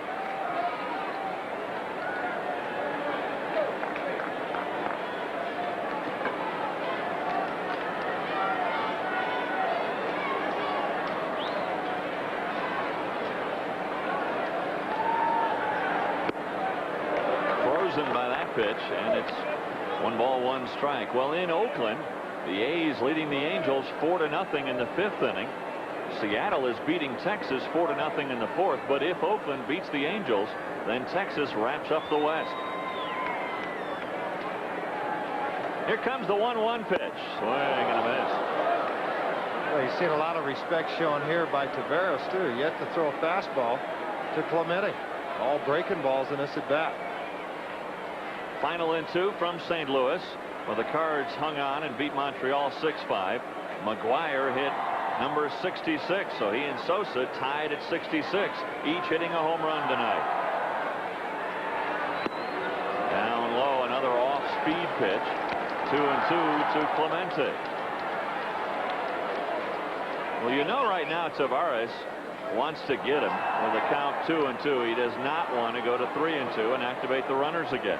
Yeah, there's a lot said about the adjustment you make in the altitude. Taveras really pulling hard on the slider, and it's breaking out of the strike zone, but Clemente not suckering in to swing at it. Swing and a miss. He does swing at that one. But the Rockies come through with 2 out, a bunch of singles started by Neifi Perez.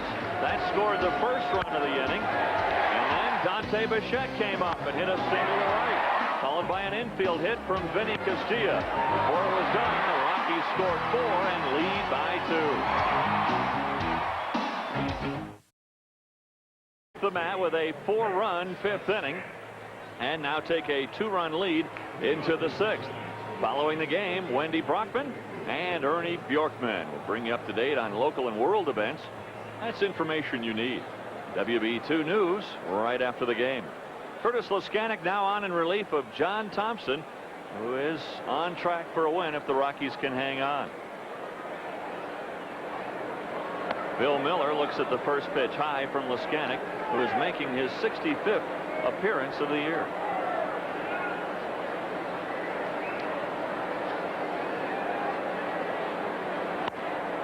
Bouncing ball to Helton. Leskanic covering. He's got it. 1 quick out in the 6th.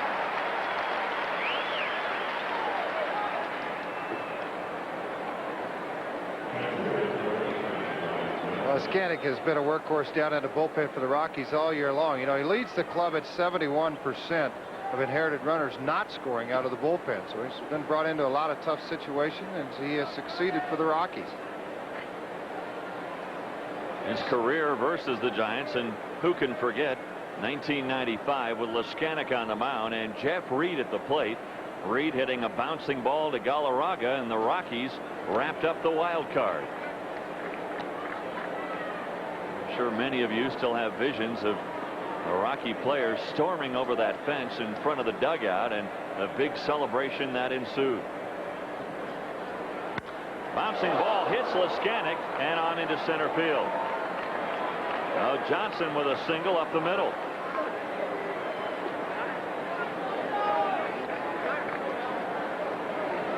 This is when you yell at the guy and say, can't you pull it somewhere else? That's why I got all these guys behind me. Quit hitting it back at me. Leskanic tries to catch it. He falls off to the first base side, off the shoulder and into the outfield for a base hit.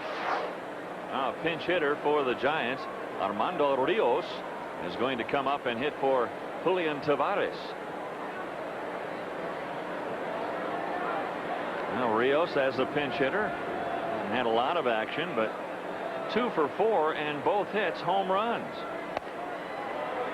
Too high from Leskanic, ball 1. Probably put up in situations late in the ball game or with his club trailing, men on base. Swing the bat, son. Close your eyes, swing as hard as you can, hope something good happens.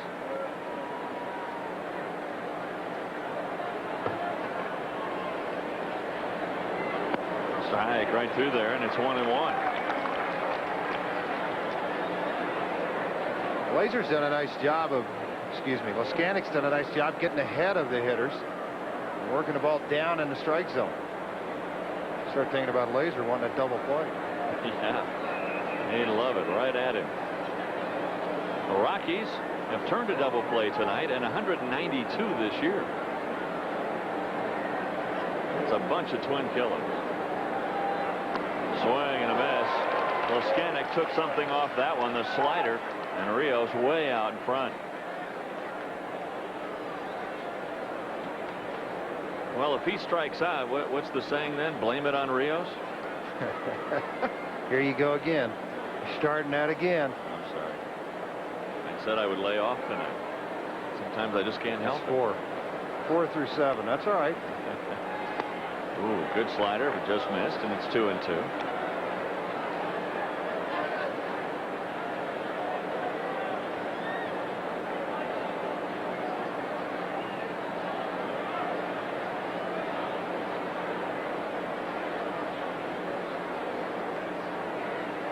Another slider. That's 3 in a row, but now the count is full. And then you work yourself back up into the top half of that lineup where you get to Bernard and Aurelia, who swung the bat well tonight. And of course, you've got to always remember about Bonds and Carter and Kent.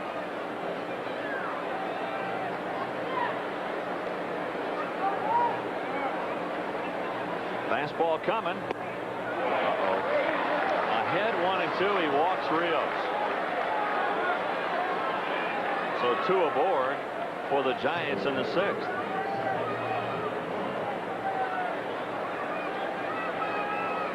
Leskanic, who went through that record-breaking stretch, over 21 scoreless innings. Well, since then, he's been giving up runs at an alarming pace, and Frank Funk back on the phone to the bullpen. Marvin Bernard, the batter. He walked on 4 pitches to open the 5th. And scored the Giants' 3rd run. Ball 1. Mike Munoz starts to get loose. Munoz, you know, he's getting ready for a guy named Bonds. Faced him earlier this year on 2 occasions, a strikeout and a flyout when he faced Bonds.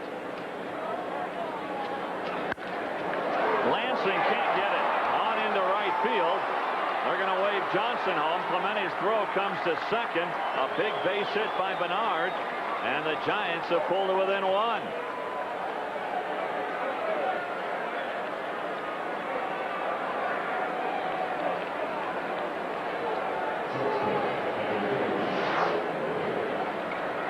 You got your ground ball to try to turn the double play. It's just hit awfully hard off of the bat of Bernard. And Lansing dives, tries to get to the ball.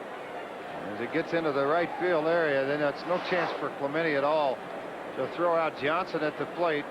The Giants end up with runners at 1st and 3rd. A big base hit by Rios as he came on and pinch hit for Tavares. And look out for Bernard. Remember, he stole a base the last time he got aboard. Rich Aurelia, the batter, a couple of singles and a sacrifice. He has scored 2 runs tonight.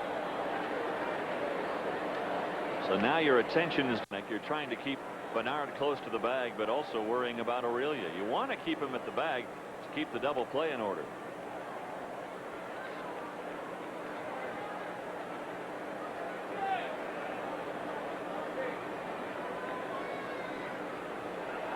Too high.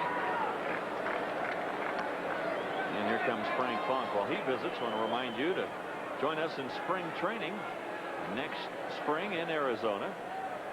1-800-8 warm-up, the number to call for information on special travel packages. Well, that's the time to go to spring training. You want to get around some of the players and have some fun. A lot more accessible in the parking lots, up in the stands. Not as much pressure as there is during the regular season on the players, except for the guys trying to make the ball club. Skanek facing a bit of pressure here. Funk trying to get him to calm down. 1-0 to Aurelia with runners at the corners, and Munoz getting ready, most likely for the guy coming up, Barry Bonds. That is, unless Aurelia hits into an inning-ending double play. Rios is at third, and Marvin Bernard is at first.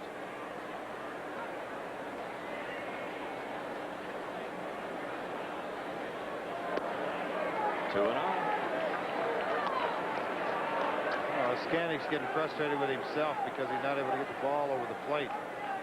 Nothing more frustrating if you're a pitcher when you don't get a hitter to swing at a pitch that you want them to, or you get a call from an umpire, or your inability to throw strikes.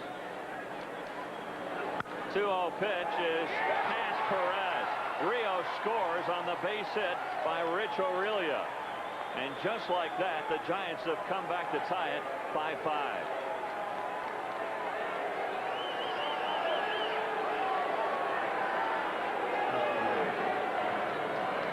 Giants may not be done yet. Now Barry Bonds coming up with 2 aboard, and here comes Baylor to go get Curtis Leskanic. Leskanic got Miller to start the frame, and then a single by Johnson, the walk to Rios, and then singles by Bernard and Aurelia, and the Giants have tied it at 5. Munoz coming on to face Barry Bonds with 2 aboard and only 1 out as Rios scores the tying run. We're coming back to Coors Field in a moment. It's been busy tonight. 5-5 our score now in the 6th inning. So now John Thompson can't get the win. The Giants have tied it up, and Mike Munoz has come on in a tough spot with 2 aboard and only 1 out. He's got to face Barry Bonds. It's not a fun situation to be in. Anytime you're going to face a Barry Bonds with runners in scoring position, Bonds has turned in another very good year. But Munoz has had success against Bonds, and hopefully come back here again. You see the numbers. The earned run average way down from where it was. The hits per innings getting better. Walks outstanding, just 16 and 40 innings pitched, 24 strikeouts on the year. Well, when you consider his very first appearance of the year at Houston, oh yeah, he gave up 7 runs in like a third of an inning. Total turnaround for Mike Munoz. You ask people within baseball, what do you think of Mike Munoz? Said you got to like the guy. He comes in, throws strikes, got a good angle as far as arm angle against left-handed hitters, and has had success against them. He'll have a, as we said earlier, he's got a tough customer now, that and Barry Bonds. George, you wonder about Chuck McElroy and Curtis Leskanic. Both have been used often by Don Baylor, and both appear to be running on fumes at the end of the season. They're tired. Well, they really are tired. And in 77 appearances last night, tied the record of the last ball game, tied the record as the most by a Rocky relief pitcher. Broke Leskanic's record. But when you get tired, the ball's up in the strike zone. You don't get as many outs. Bonds with a bouncing ball that's speared by Lansing to Perez, and that's the only play they'll have. Well, what a nice play by Lansing and Perez to force Aurelia at second.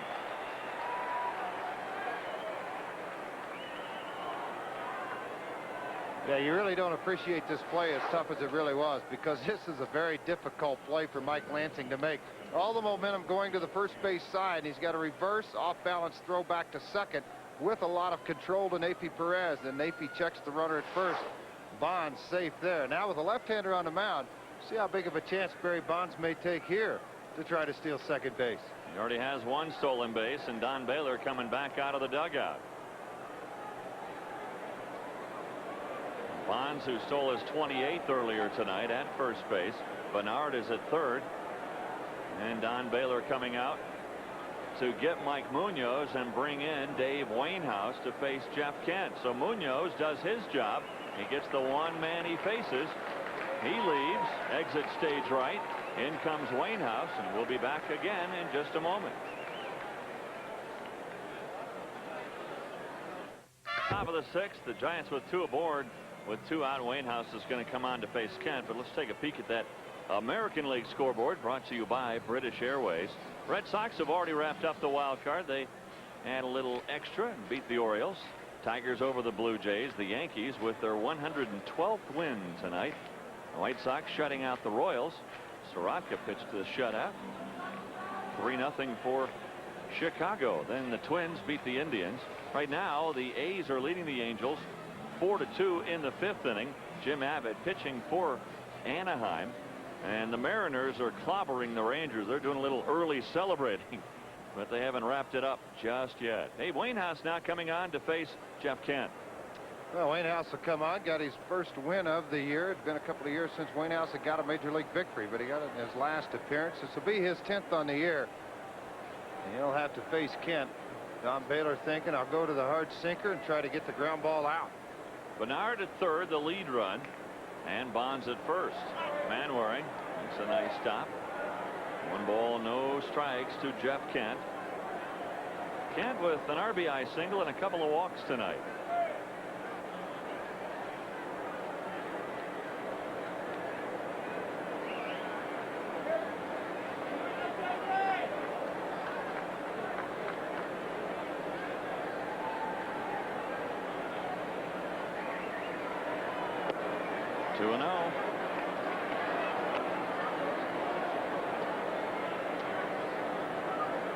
Looking down to see if anything is going to be happening here. It's a good count to run on.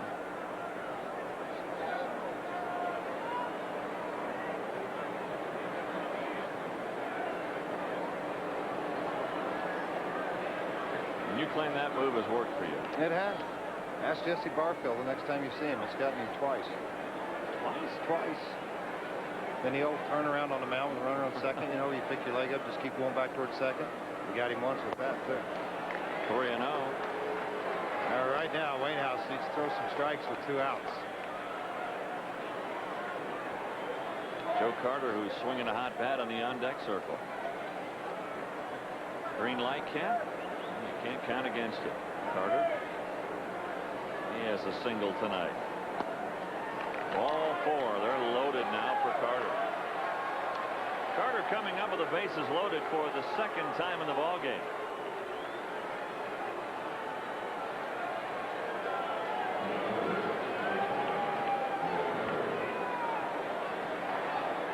Don Baylor and Dusty Baker watching their bullpens not exactly unravel, but not perform up to their standards through the '98 season.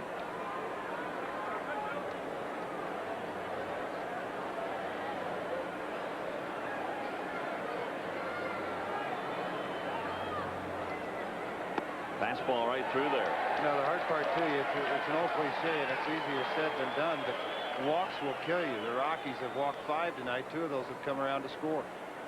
Well, and the 2 walks by Estes in the 5th inning led to the big inning by the Rockies.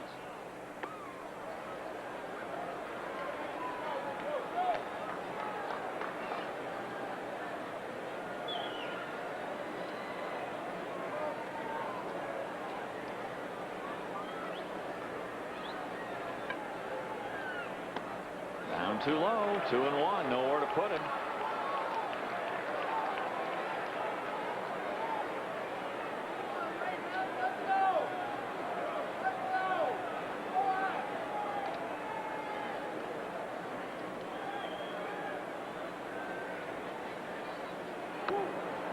Did he check? He did. 3-1 with the bases juiced. Wayne House is going to have to give in now to Joe Carter. This is where you got to throw a strike, but just trust me, you're going to be very selective if you're Carter, Rios, Bonds, and Kent at first. And the 3-1 pitch is ball 4. Wayne House has walked both men he's faced, and the Giants have retaken the lead.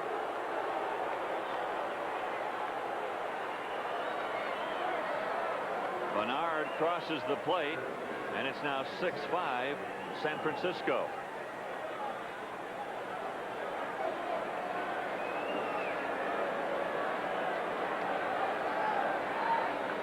The Giants, after watching the Rockies score 4 in the 5th, have scored 3 themselves here in the 6th and still have them loaded for JT Snow.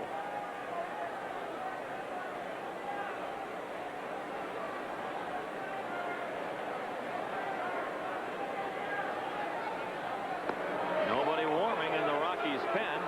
Wainhouse just can't throw a strike right now. Well, the sinker's sinking out of the strike zone, and the hitter's not helping him at all. You know, when you're at AAA, Dave, you make that same exact pitch, guys will swing at it, you'll get ground ball outs. But in the big leagues, the hitters' eyes are so much more keen that they take that pitch. Helton smothers it to Wainhouse. Well, the Giants leave him loaded. Wainhouse upset with himself for walking home a run, walking 2 batters. The Giants get 3 and now lead by 1.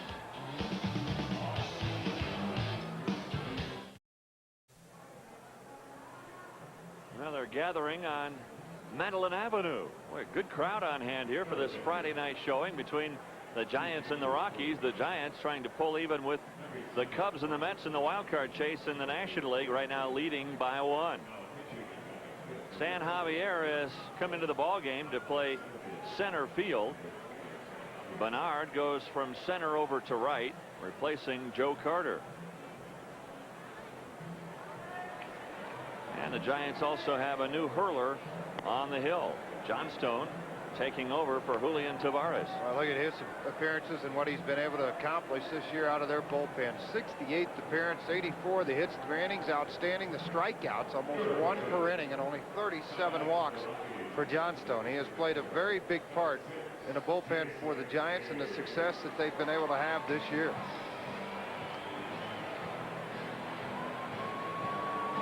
Jason Bates is going to pinch hit for Manwaring. Wainhouse, the next scheduled batter. He'll probably be gone as well. And Reed is probably getting ready right now. Jason Bates, his career against the Giants. Good numbers there. 283, 2 home runs, 6 RBIs.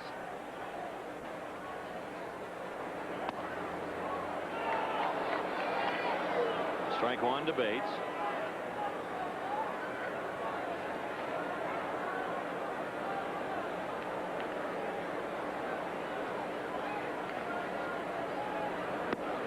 Strike 2 to Bates. Rockies with the decision to make on Jason too in the offseason.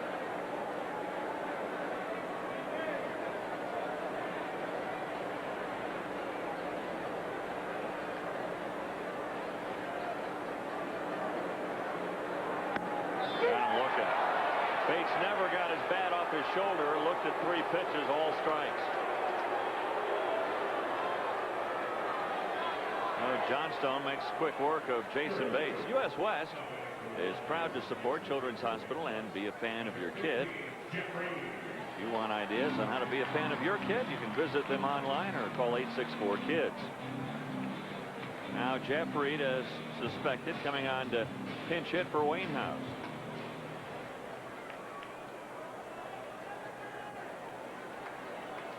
Filling out your scorecard, making a few changes. A few scratches here and there now.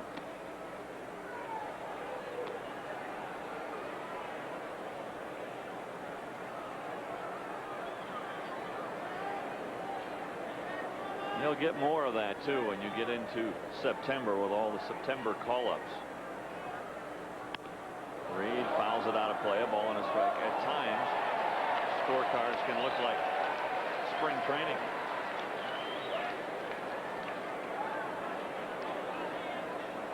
Jerry DePoto is getting loose now for the Rockies in the pen. And he'll come on to face the Giants in the 7th inning.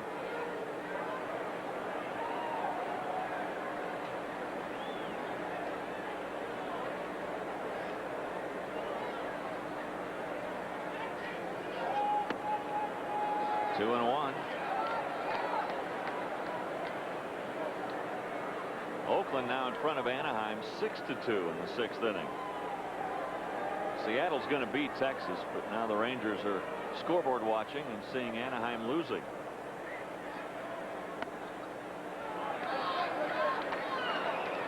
Anaheim loses. The Rangers wrap up the West. Texas wins, and they won't. They're trailing 8-0. They also can wrap it up. Texas did their job, though. You can't say they were going to back in tonight, because they beat the Angels head-to-head. And they won the West by beating the Angels 5 straight times. High pop-up into foul territory. Bill Miller. He makes the grab, and there are 2 gone in the 6th. Yeah, what a job that the Rangers did when they came into Texas for a 2-game series. Trailing by 1, they were swept there. Then the Rangers go on out to Anaheim and sweep the Angels there 3 straight. Quite an accomplishment for the ball club. Outscored, I believe, 35 or 38-7 in that series. Now Darrell Hamilton. Hamilton 0 for 3 against his ex-mates. Well, Hamilton probably wants to knock the Giants off, and you saw a game-winning home run that Darrell hit in San Francisco earlier this year. But Hamilton also, if the Giants make the playoffs, has a chance to share in a little bit of the purse. Yeah, it's all up to a club vote. Anytime you're traded away in midseason or gone and you vote, or acquired in midseason, same thing applies. You vote for players and give them a share or not give them a share, and it's the prerogative of the ball players and your teammates that make those decisions. He's rating with the Padres. They voted a half share for their advanced scout. Pretty complimentary job, and a half a share. Just to go back a couple of years ago, the Yankees got $248,000. Not a bad day at the office. Got 124 G's. Well, you know, advanced scouts, they're not the highest paid on the payroll in baseball, and that guy has a chance. If Padres go all the way, half share could be worth $400,000. About 200 for a half, 400 for a full. No, they're saying this year it's going up to as much as $700,000 to $800,000 for a full this year. All of that's based. There's Clyde King, the guy in the white hat. I told him I'd show him tonight so Mr. Steinbrenner would know that he was working, not playing golf, because he loves to play golf. Clyde King, a guy everybody calls Super Scout. If you had $1 for every time those eyes looked at a baseball player, you and I wouldn't be sitting in this booth. We might own a club. All the way again by Hamilton, trying to hang in there. 2 balls, 2 strikes. Well, it's not uncommon now for all the teams that are in the playoffs to send their scouts everywhere. Well, you see all that group of guys you're looking at there on the right-hand side that all have the earplugs and the radar guns. Those are all scouts, and they're all here watching what's going on. 3-2.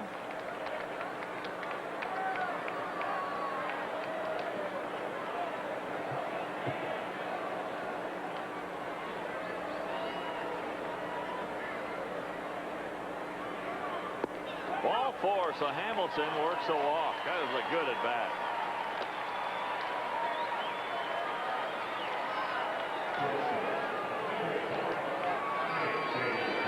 That'll bring up Nafi Perez, who started the Rockies rally in the 5th inning with an RBI single with 2 outs. Then Bichette and Castilla followed suit. Rockies got their final run that inning when Kent couldn't hang on to a ground ball off the bat of Helton. Bichette scoring from second on the play. You talked about the Rockies and their walks. They'd walk 5-2 had scored. Now the Giants on the other side have walked 5 in a ball game, and 3 of those have come back to score. So the walks have haunted both ball clubs tonight. And you know that Frank Pulley has generally a generous strike zone, so the pitchers just must be wild. Frank Pulley, or one of those guys, considered to have a pitcher's strike zone. Been chosen to go umpire one of the playoffs. And he's getting ready to go back into postseason one more time.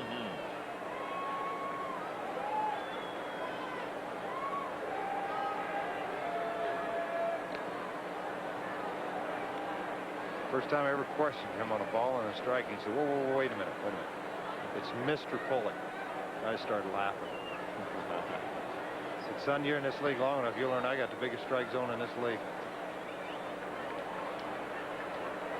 No wonder you've been friends for 25 years. You always like those guys with big strike zones.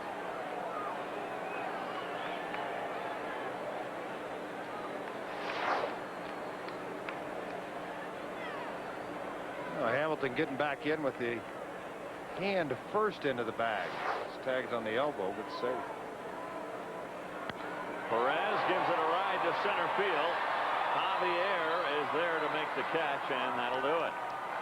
The Rockies get a walk, but it doesn't hurt Johnstone and the Giants. 6 in the books. The Giants by 1.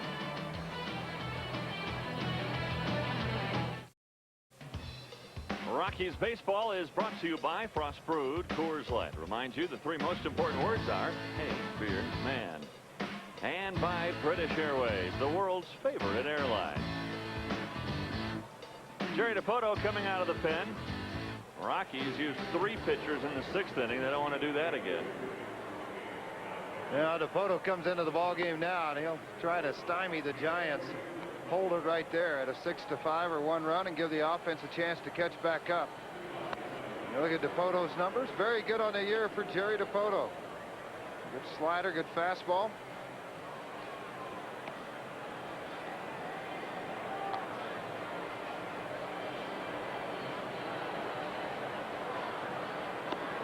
Reed's behind the plate, taking over for Manwaring after Mano left for a pinch hitter.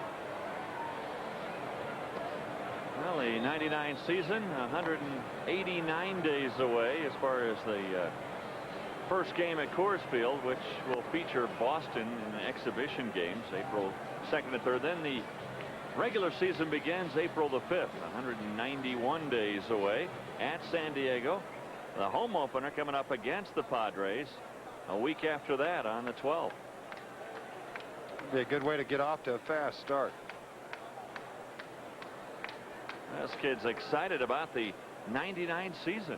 Hey, Dad, team opens against San Diego, the Western Division champs from '98. There's a guy who's a fan of his kid.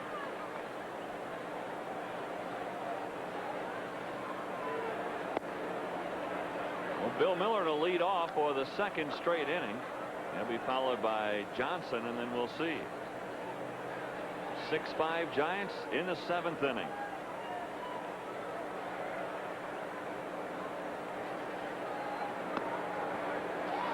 Ball on a strike. Miller is 1 for 3 tonight. A single back in the 2nd inning.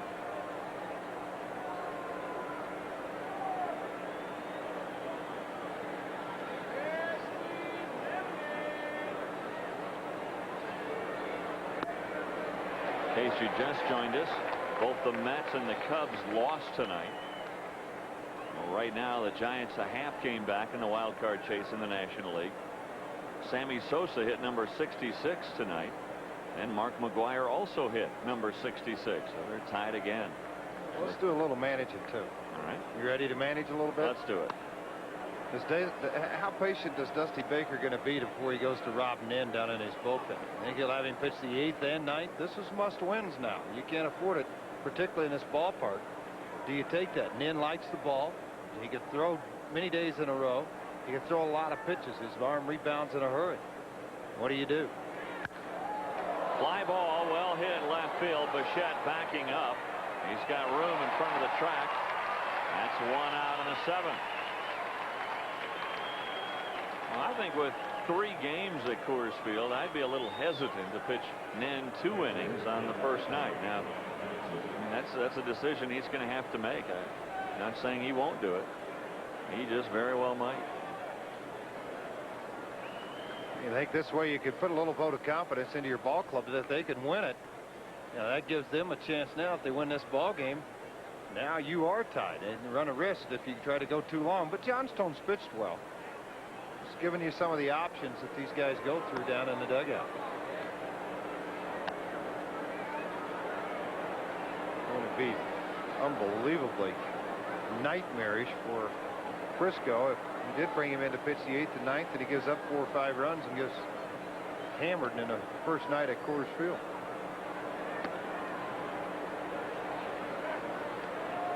Javier on deck. He came in on the double switch. He bats in the number 9 spot. The pitcher's spot is now Joe Carter's position on the lineup card. And Johnstone able to go a couple of innings. At least that's the game plan for Dusty Baker. You've got your middle relief guys. You've got your setup guys. You've got your closers. You've got your bridge guys. And bullpen's like a relay race. And you just keep handing that baton off. Well, you'd like to define your bullpen and say you're the long guy after the 3rd or 4th inning, take a nap. You're the middle guy after the 6th, take a nap. You're the setup guy if we're winning. You're the setup guy if we're not winning. You're the setup guy if it's tied. I mean, a lot of things go into this. Brian Johnson looks at a strike, and it's 3-1.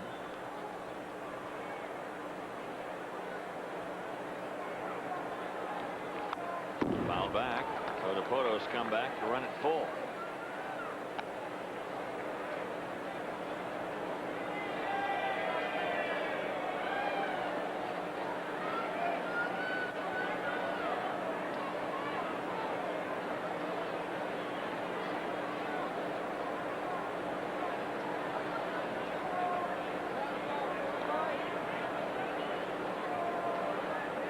The 3-2 pitch is a slider popped up into right field. Clemente is there, and that's the 2nd out. Well, he made sure of that catch. And now Stan Javier.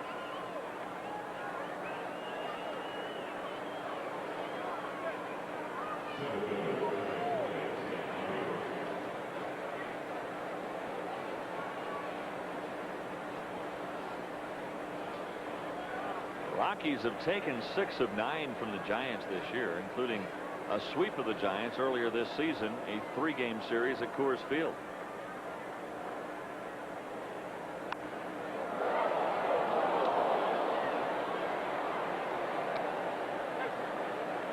The 1998 AAU 10 and under national championship.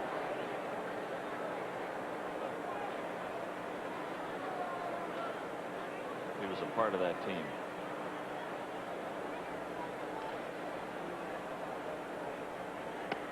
Good slider, missed. 1 ball, 1 strike.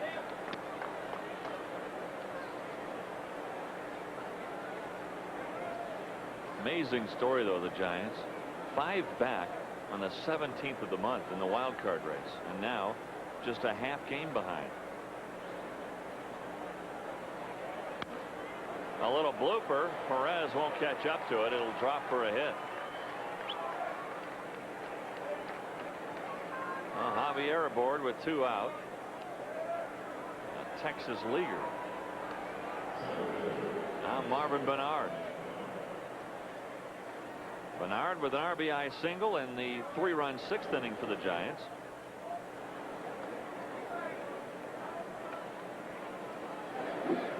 Bernard hitting .361 since Darrell Hamilton was traded to the Rockies.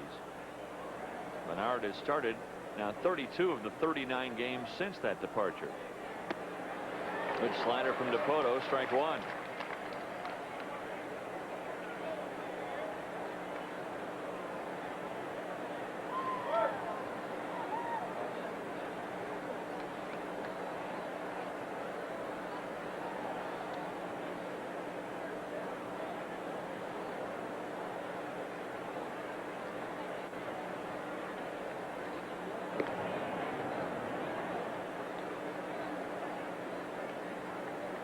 Javier on at first base.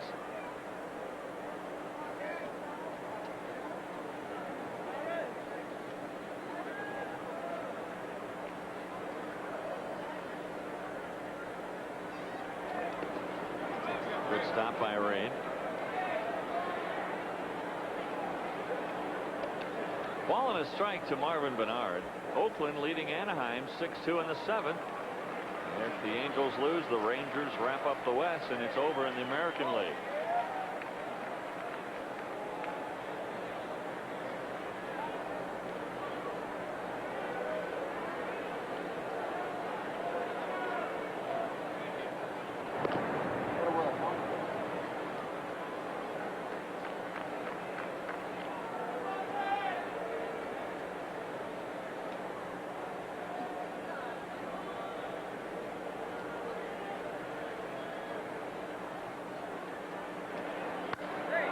Base hit, right center field. There goes Javier to third. Clemente cuts it off. A long single for Bernard, but now they're at the corners.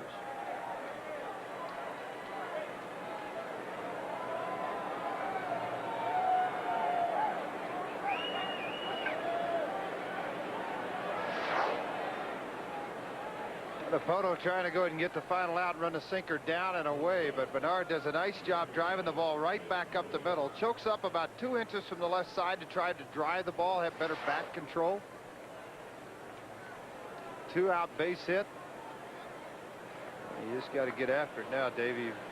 Ended up with Aurelia up right now. Aurelia has had a pretty good night so far. 3 base hits and a sacrifice. That's pretty good. Ain't a bad night at all, is it? For a guy hitting 265. Average up 6 points just tonight. Javier at third. And Marvin Bernard at first base with 2 out.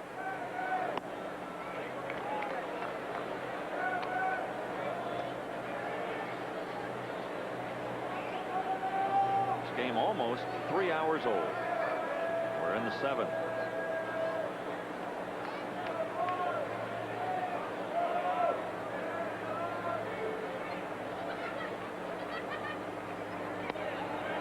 Just missed. 2-0 to Aurelia. On deck, the ever dangerous Barry Bonds.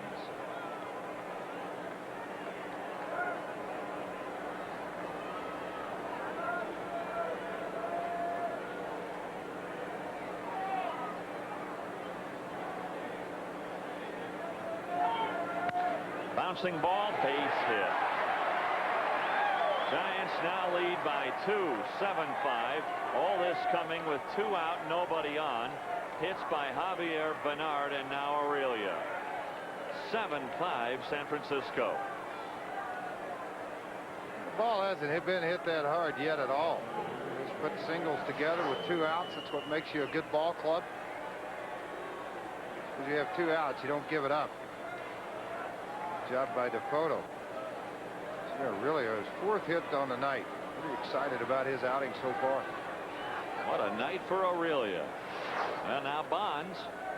Bonds with a single back in the 1st inning. He's 0 for 3 cents.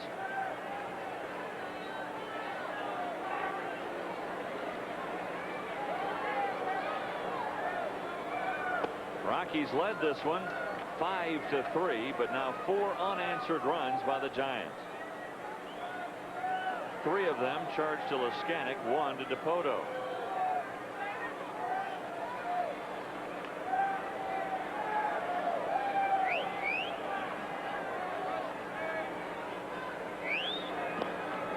Another good stop by Reed, and it's 2-0 to Bonds.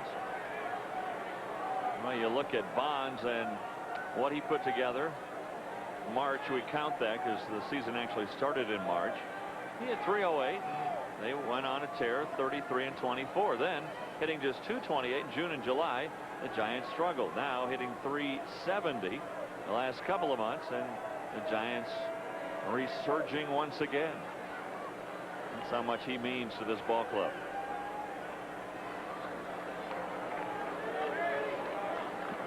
Well, if you're Dipoto now, you want to try to throw something that you're not thinking he's thinking. Does that make any sense to you? Yes. Or are you confused yet? No.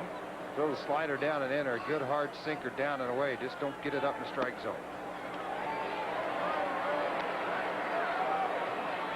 Bonds likes the ball up in the strike zone. He likes it middle where he can open up and turn on the ball. In this situation right now, that's exactly what he's trying to do. Remember, you talked about it earlier, Chuck McElroy's, with all of the outings that he's had, 77, and then they used Munoz earlier. Yeah, it looks like Jerry Dipoto suffering from a little bloody nose on the mound. We're going to try to put a stop to this.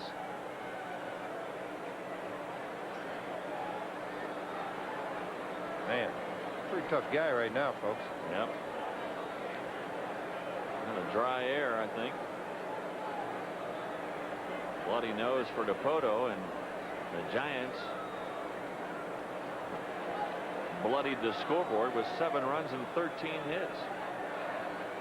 Aurelia with 4 of those hits. It's the 3rd time in his career he's had a 4-hit night. 2nd time this season. Aurelia, a real coming out party for him tonight.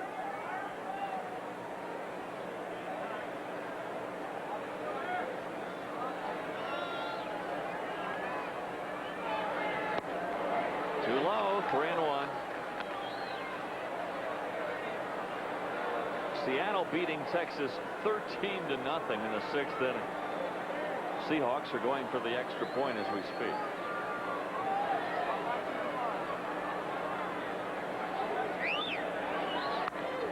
High pop-up. Elton going over. That one drifting all the way back into the stands and way out of play. So it's 3-2 to Bonds with 2 out.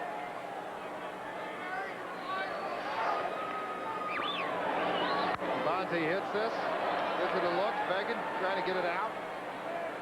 Leaning, tilting. Got it. At the stick, that's probably an out. Oh, absolutely. Or a 3 count, excuse me. No, it's candlestick. For old guys. Getting older by the second.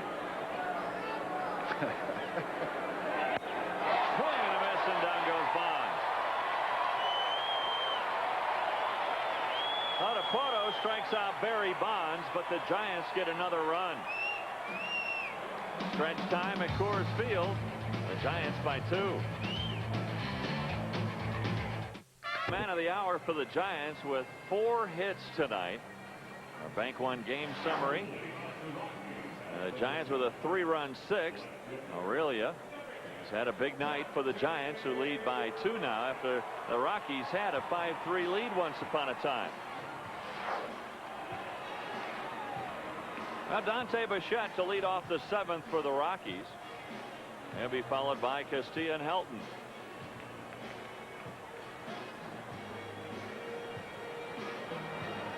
Dante with an RBI single his last time up. That's when the Rockies got 4 in the 5th. But since then it's been all Giants with 3 in the 6th, 1 in the 7th off the Rocky bullpen. It has been rocky tonight. High pop up.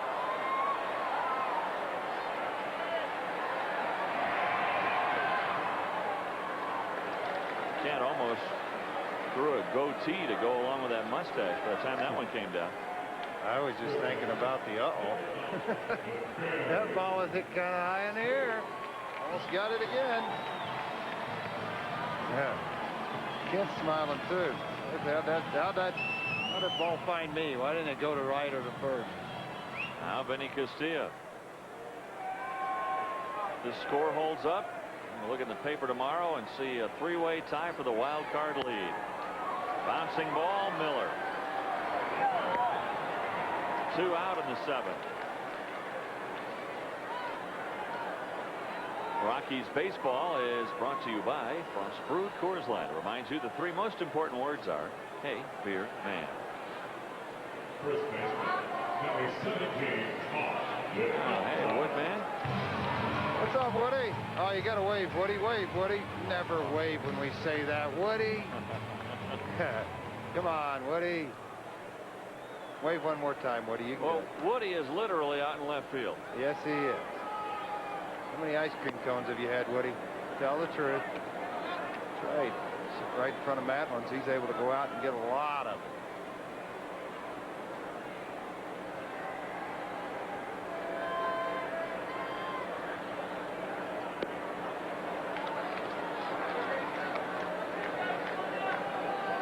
Well, there's Woody just licking his chops. Brian Peters, turn that knob a little bit more to the right there, buddy. Atta boy. That's what you call a rack focus. Is that a shoot off? What he's shooting here? Isn't that a rack focus? Yeah. It's the only thing I know. I used to run camera a little bit. Where? Hays, Kansas. Doing what? And a little bit in Wichita. Oh, when you'd run out in the car by yourself and he'd make you take it? Bouncing ball to Aurelia. Well, get a lot of that. Well, just 6 innings for Johnstone. Rockies go in order in the 7th. Still 7-5 Giants.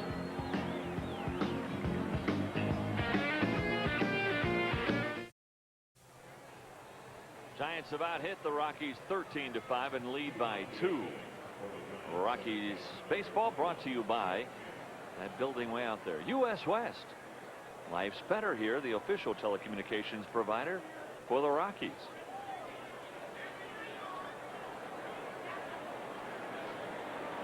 Now Jerry Dipoto gave up a run in the 7th inning. Will face Jeff Kent and then a pinch hitter and JT Snow here in the 8th.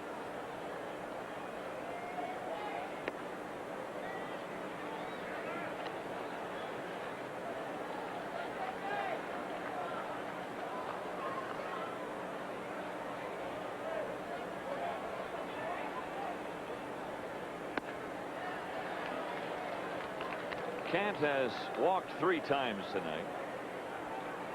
He has also singled home a run.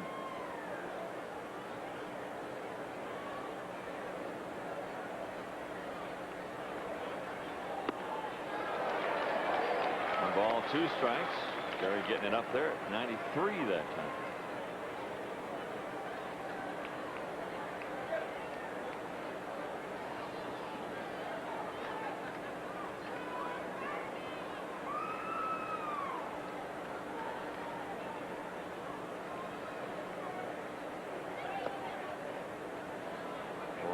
Martinez making a comeback with the Giants off the Dodger DL in the on-deck circle.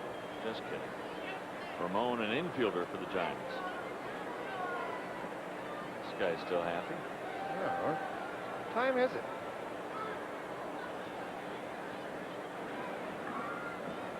Hey, Mom.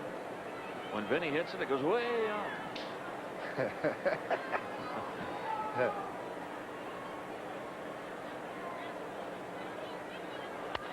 Broken bat. Base hit.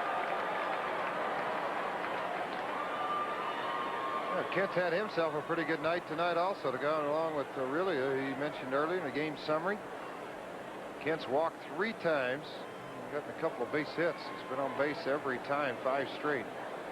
You look at what happened in the ball game so far. The Rockies came back and scored 4 in the bottom of the 5th. Take a 5-3 lead. The Giants countered with 3, and then in the 7th got another, and it's 7-5 right now. San Francisco, and Dave talked about it earlier, if they can win tonight with the Cubs losing and the Mets losing in Atlanta, a 3-way tie in the National League for the wild card. And there's a look at the standings. Loss column all squared up. A bunt. Helton looks at second, tosses to first. Martinez out. Kent to second on the sacrifice.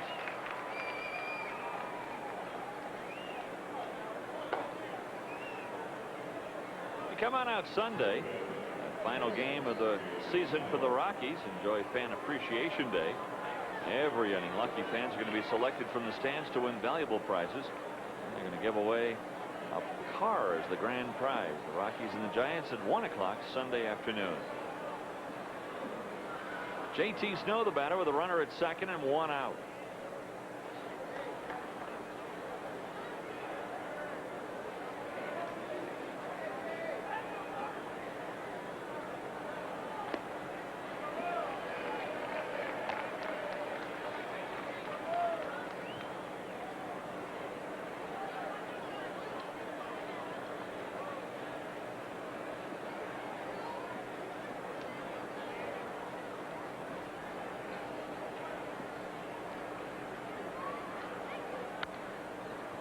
Out to Perez. Quick throw. Got him. Snow out by an eyelash at first base.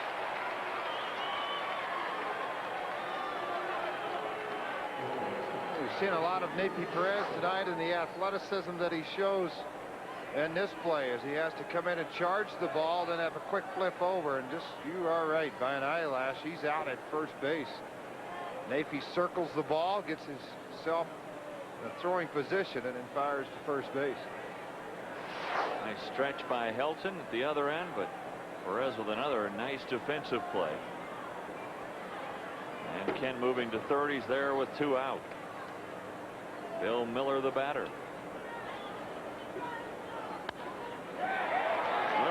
Little Burr out to right. That's going to score Kemp. And the Giants lead by 3, 8-5.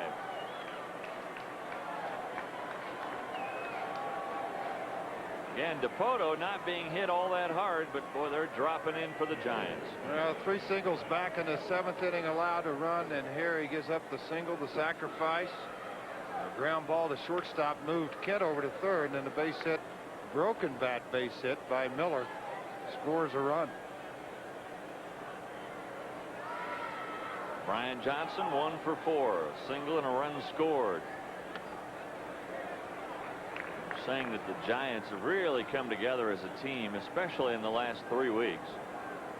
Guys arriving at the ballpark earlier, staying after the game for a long time, talking about the contest that they just played. A lot of veteran players, and Dave, to be honest with you, in the old days you would not see many of your ball players come out of the locker room for an hour to an hour and a half after a ball game, because they would sit around and eat, discuss what went on in the ball game, what it would take to have won the ball game, or what they did to win the game. So a veteran ball club that stays together wins together. I know that's kind of an old cliche, but that's what it is. Baseball and sports work in general.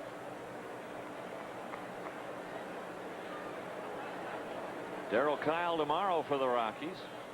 Jamie Wright on Sunday. Oral Hershiser goes for the Giants tomorrow, and Kirk Reeder on Sunday. That one gets away from Reed, and advancing to second, Bill Miller.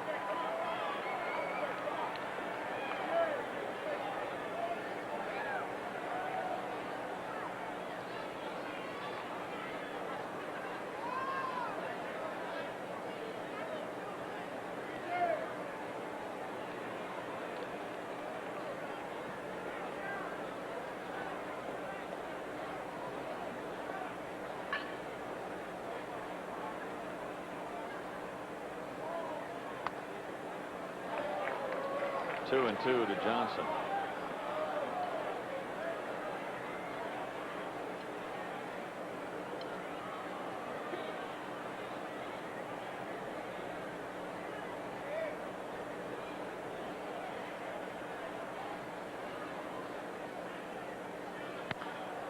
Broken bat out to Perez.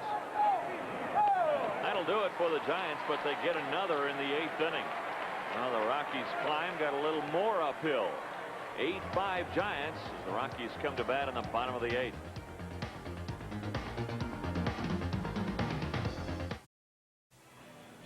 Giants have added single runs in both the 7th and the 8th innings after scoring 3 in the 6th, and now lead 8-5.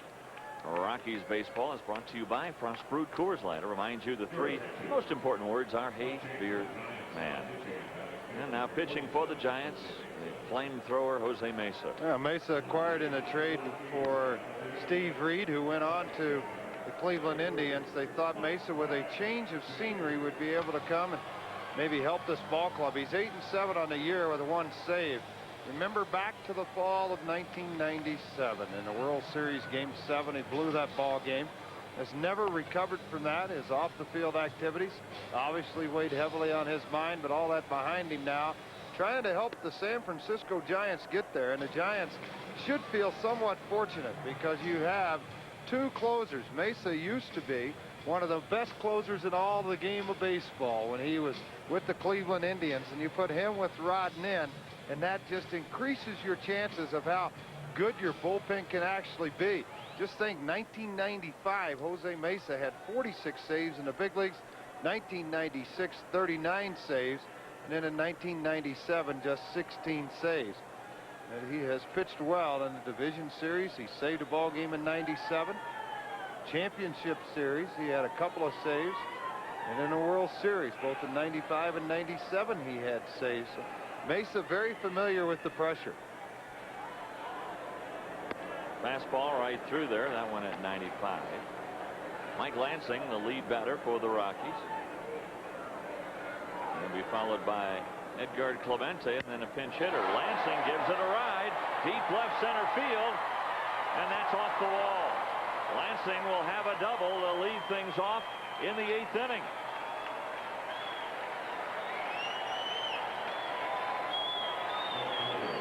We talked about it. Will Dusty Baker go to Rob Nin early? He may have to if Mesa's not able to get through this inning. Laser with full extension. Remember, it wasn't long ago, 2 nights ago, Laser hits 3 home runs in a ball game. This ball looks like it's gone into the deepest part of the ballpark, and it hits right on top of the padding. Comes back in. Bonds with the reception of the ball gets it back in. Laser at second base. The batter Clemente. Clemente with a couple of strikeouts in the game, but also an RBI triple.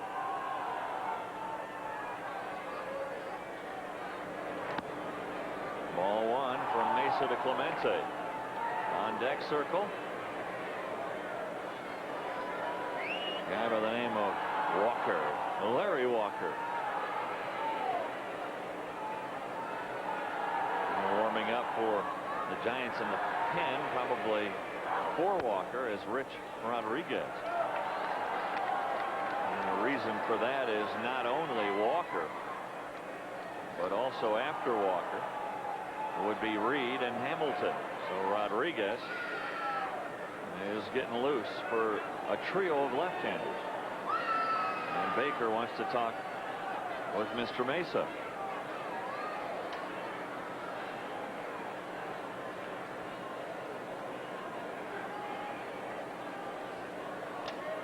Pretty simple conversation. You're falling behind the hitters, get ahead. You got a 3-run lead.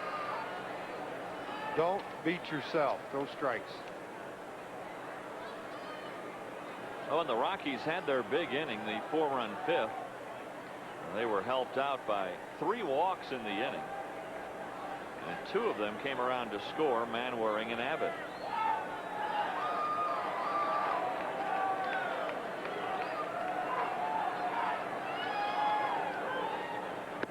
Strike. Visit helped. It's 2-1.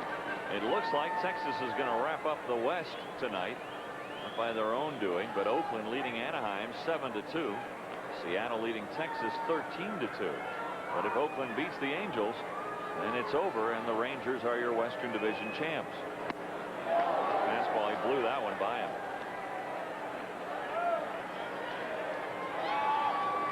Well, congratulations to Johnny Oates, coaching staff, Doug Melvin, the general manager. Glad to see they're able to accomplish it. What's ahead for them, the New York Yankees? That's the way that's set up. It gets very confusing with all the wild cards and records and things that happen, the seedings on how it goes, and who plays who. The Red Sox will not play within their division, so they will. Clemente caught looking. That's his 3rd strikeout in the game. Mesa comes back to get him. Well, right now, I think that's the way it is set up, because Cleveland was 2 games ahead of Texas in the win column going into play tonight. And Texas is losing again, even though Cleveland already lost. To be honest with you, I'm not sure about head-to-head Cleveland and Texas. If they tie it, it'll come down to that. Well, here's Larry Walker, and here comes Dusty Baker. Baker's going to make a double switch here as he comes out to talk to Frank Pulley first.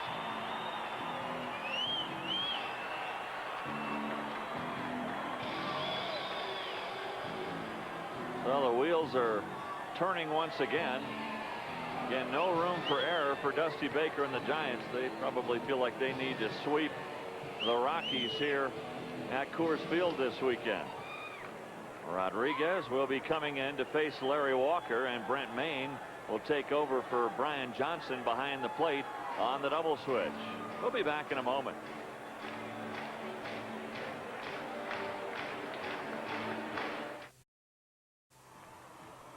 Well, the Giants lead at 8-5. The Rockies have a runner aboard, but with 1 out. Maine comes in on the double switch behind the plate to take over for Johnson, and on the hill, Rich Rodriguez.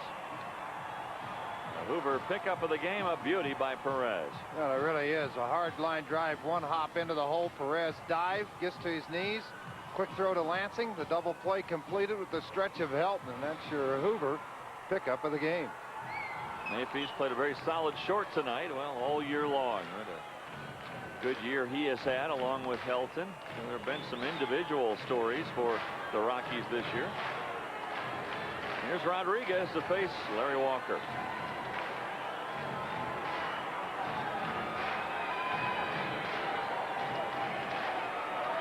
If you want to update the batting race, Larry Walker leading the National League with his .360 average. Olerud got a hit tonight. He's up to .351.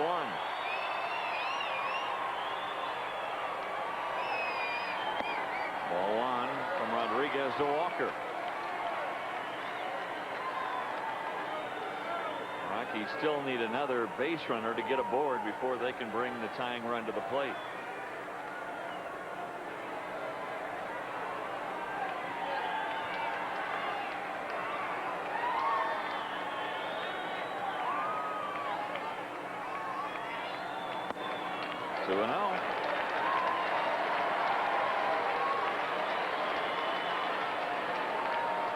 Walker hasn't done real well against Rich, but ahead here 2-0.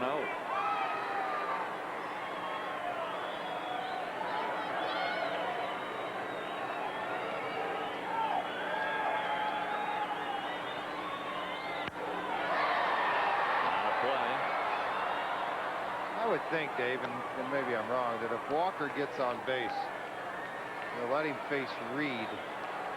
But if it's one run gets across, I think they're going to see him go to the bullpen and get Rob Nen. He's been throwing down in the bullpen a little bit, able to get his club into a tie. He can't run that risk this late in the ballgame. Yeah, at this point, I would agree with you. I mean, now it's time to slam the door if you're Dusty Baker. No room for error. They want to win this one and catch the Cubs and the Mets in the dirt. 3-1. I've always thought it's difficult in the National League for a manager when he makes his double switch to make it with your catcher. I always just felt like I'd like to leave the guy in there or see him stay in, because he's caught the whole ball game. He's worked hitters for the whole game. He realizes what their weaknesses are a little bit more than what the guy that's coming into it. Plus, you get a situation now where the ball gets by guys. They're not loose. Catchers have to be very flexible. And he's been sitting for 5 or 6 innings to come into the game, although I think Maine's probably not having a tough time finding adrenaline. I don't think that's a tough assignment for any of the Giants. They got that little extra boost of energy, don't they, being in contention. 3-2 to Walker. The eyes are a little dilated. The blood's flowing a little quicker.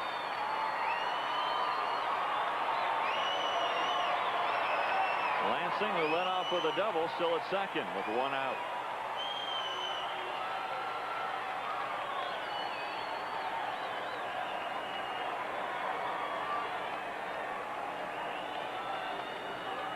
The payoff pitch to Walker. Check swing, foul.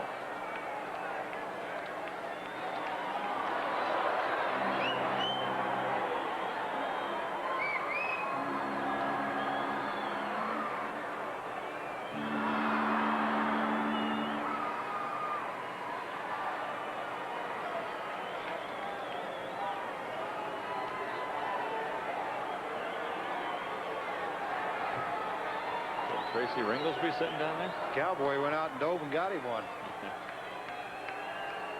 Again, the 3-2 pitch. Got him looking. Good pitch from Rodriguez. He throws Larry Walker. That's the second out here in the 8th. Well, they knew it. You take the look at the pitch and then you watch Walker's reaction. It's fastball right on the outside corner. The ring up by Pulley. Walker just gives up on it, looks back, makes the turn, heads to the dugout. No complaints out of Larry Walker. May have been looking for another pitch in another location. This time it took your hat to Rodriguez. Well, Angel Echeverria is going to bat for Reed. That means Stripmatter is going to come in to catch. Echeverria coming on to pinch hit for Reed. Well, Echeverria has been a very good pinch hitter on the year so far for the Rockies. Hitting well over 500 in the case. And it's exactly what Ron Peranowski's out to the mound now to visit with Rodriguez on how to possibly pitch Echeverria, or ask Maine. Here's what it says in the reports. Here's what our scouts say. Likes to extend his arm, wants the ball out over the plate. So you try to work your slider in or the fastball in, but don't leave it up out over the plate. This kid can hit the ball out of the ballpark. Walker, by striking out, his average drops a point to .359. Peranowski's confab is over. Well, it's a final in Oakland. The A's beat the Angels 7-2. They're celebrating now in the state of Texas. The eyes of Texas are upon the playoffs.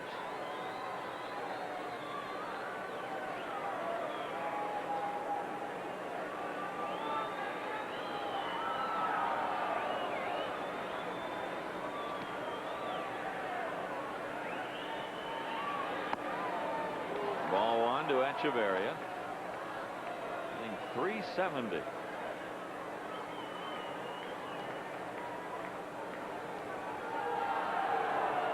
Good pinch hitting numbers for Angel.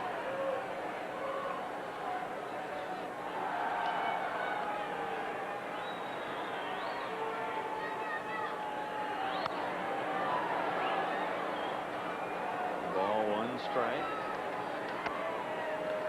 Sosa with number 66 tonight. He was the first to do it, and then McGuire followed suit about 40 minutes later. McGuire and Sosa tied again at 66. They moved that bar just one higher.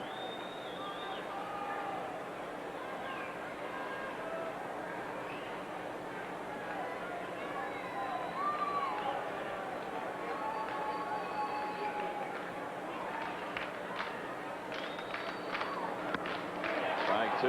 Sosa has hit 3 home runs in the Cubs' last 2 games, but both losses by Chicago. I'm sure Sammy'd give all 3 homers back to get a couple of wins. 1 ball, 2 strikes to Echeverria with 2 out and Lansing on at second.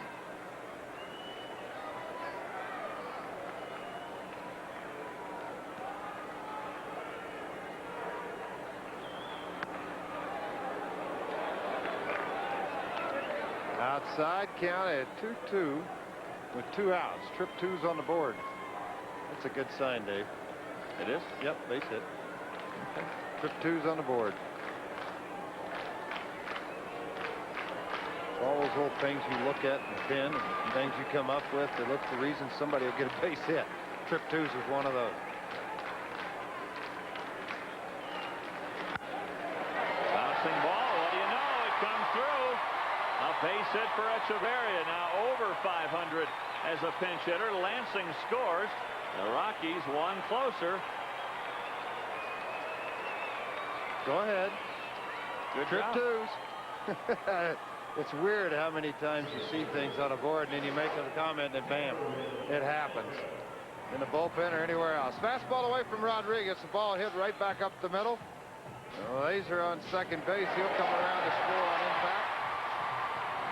It's just a jog in the park for Laser to come on in and score the 6th run of the ball game. Darrell Hamilton and Rich Rodriguez will hook up. Hambone gets on, trust me, he'll take the guesswork out, and Rob Nen will be in the ball game. Oh yeah.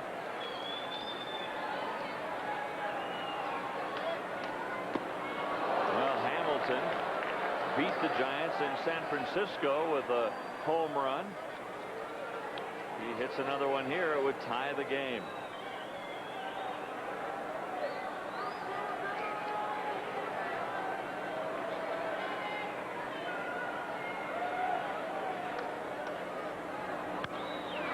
Check swing, pop up into right. Marvin Bernard squeezes that one, and that'll do it for the Rockies. But they cash in the lead double by Lansing. Angel Echeverria singles them home. The Giants by 2 as we go to the 9th.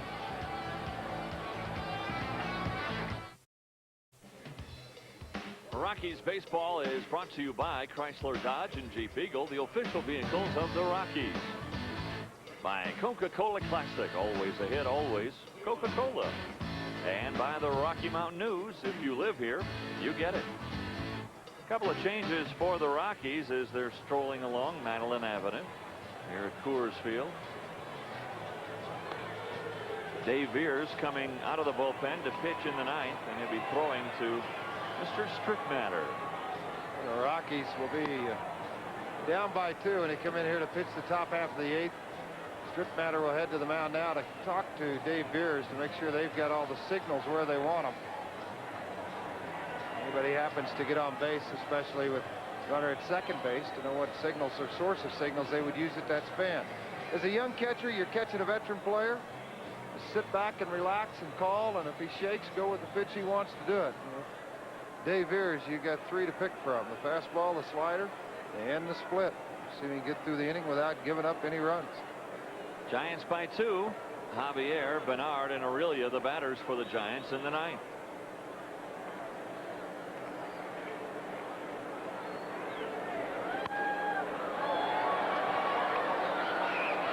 You know who's coming in to pitch the ninth for the Giants. Rob Nen will take that duty. 39 saves on the year, 7-6 record. What has he done against the Rockies, you asked, Dave? He's 0-1 with 3 saves. 5 games, 6 innings. You year read my 98. mind. You wanted to know, didn't you? Yeah, you read my mind. How about lifetime? You want to know that, too? Sure. 3-3 with 11 saves. 27 games, 29 innings. 24 hits, 13 earned runs. Wait, not so fast. I'm writing all this down. All right, hold on. Where do you want me to go back to? The 3-3 part? I think I got it.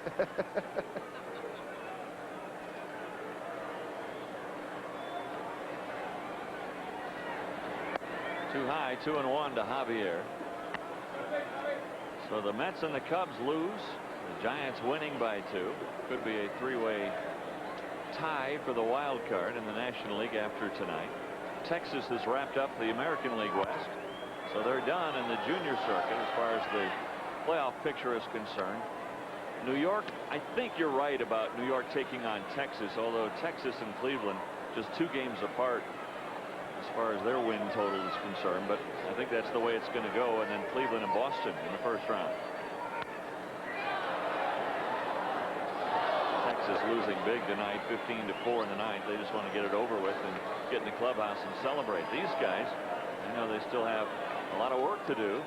2 more here in Colorado, and then who knows, maybe a trip to Shea. Still 3-2 to Javier.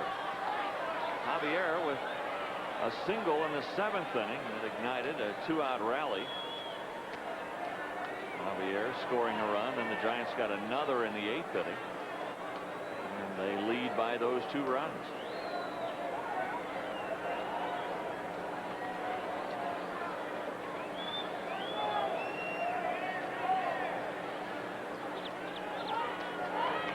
Ball 4. You'd have to admit, I think Javier would like to repeat what his father did, and that was playing the 64 and the 67 World Series with the St. Louis Cardinals. Javier would like to get there with the Giants. You know, the wild card won the World Series last year. And look what they've done this year.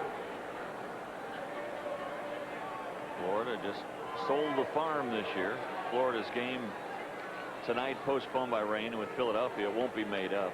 Hurricane George going through Florida right now. And certainly hope for everyone's safety. Strip matter can't handle that one. And going to second, Javier, as the Giants look for some insurance. Javier was off with the pitch. And now he jammed his foot into second base. Bernard, the batter, strike 1 on Marvin. The Marlins, with their record of 51-107, the Marlins, the only World Series champion one year that lost more than 100 the following season. Rockies expecting a bunt now from Bernard.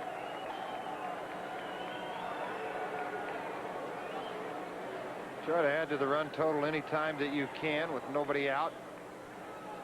Try to advance Javier. Really, who has swung the hot bat.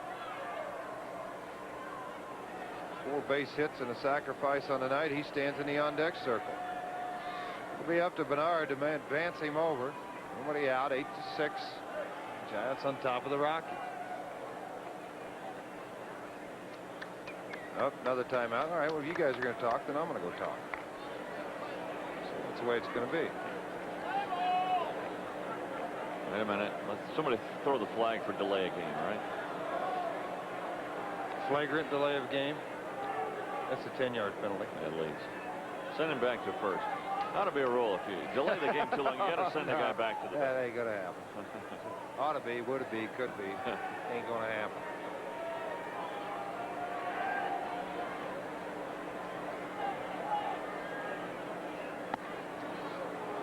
Ball and a strike to Bernard.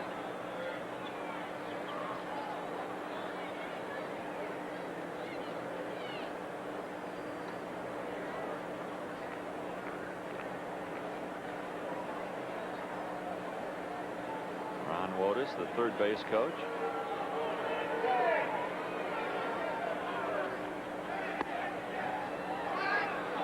Two and one. Oh, wait a second. Have you not got it figured out yet? How long has he been here? Well, I know these guys have a lot to play for, but this is like watching paint dry right now. This is ridiculous. It's been a pretty long ball game. A lot of changes, a lot of walks in the ball game, and that's one thing that drags out a ball game.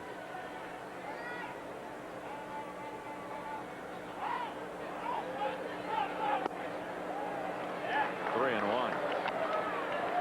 Well, they walked Javier to lead off the frame, and now threatening to walk Marvin Bernard. And then you'll probably see a bunt by Aurelia to bunt him over to second and third, and then Bonds comes up.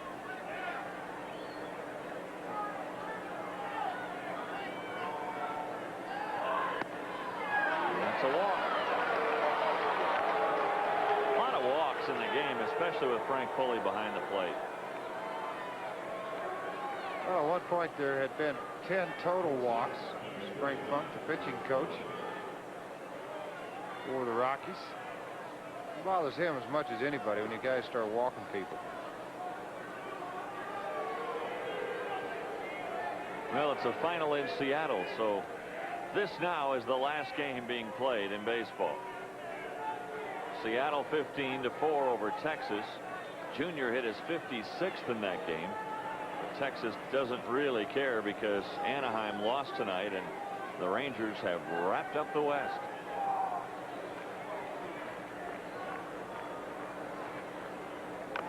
Aurelia, that's a foul ball. Almost got his finger.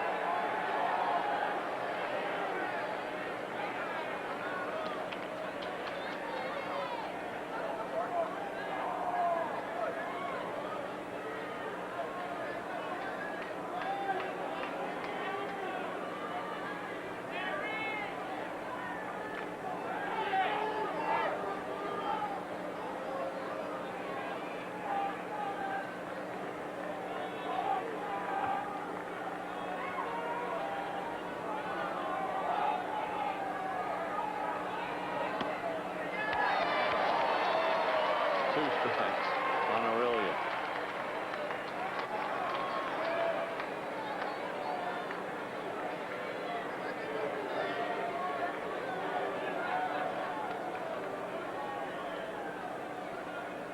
Looking ahead to the Rockies ninth, Perez, Bichette, and Castillo.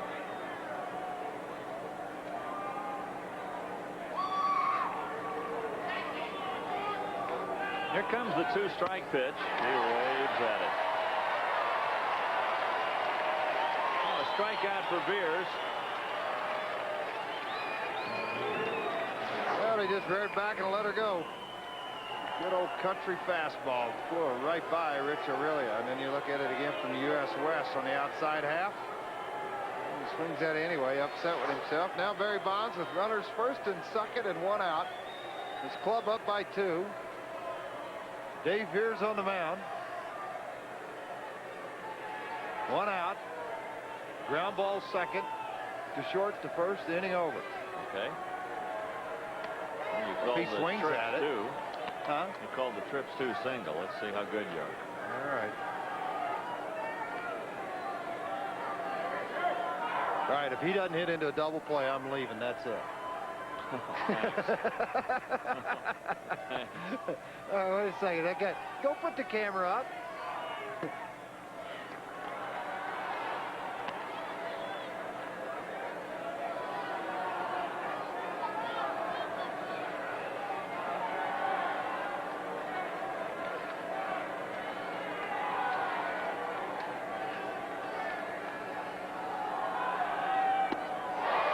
Beers with a split finger. Bonds waving over the top, and it's 2-1.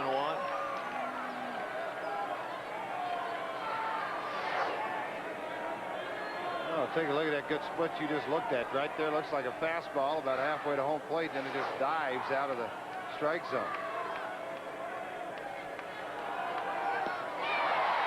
Another one. Got another look at it. Well, the Rockies have walked 7 on the night. 2 of those have come around to score in the ball game. The walks haven't hurt them as bad as they did the Giants. The Giants had walked 5 and 3 had scored. That's, Dave, why the length of the ball game, a lot of 3-1, 3-2 counts and a lot of walks. Yeah. Pop up. In comes Clemente. Out goes Lansing. They're going to call the infield fly rule. Bonds is out. Runners stuck at first and second.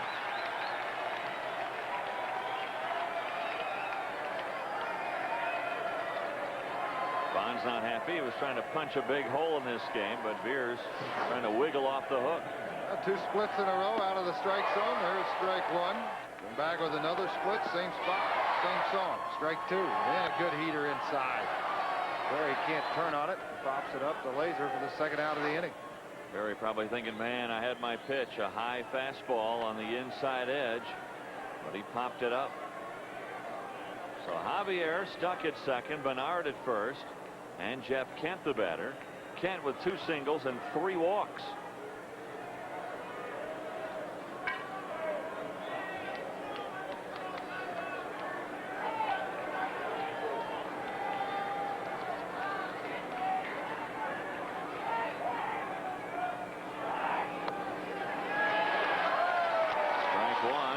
Jeff Kent.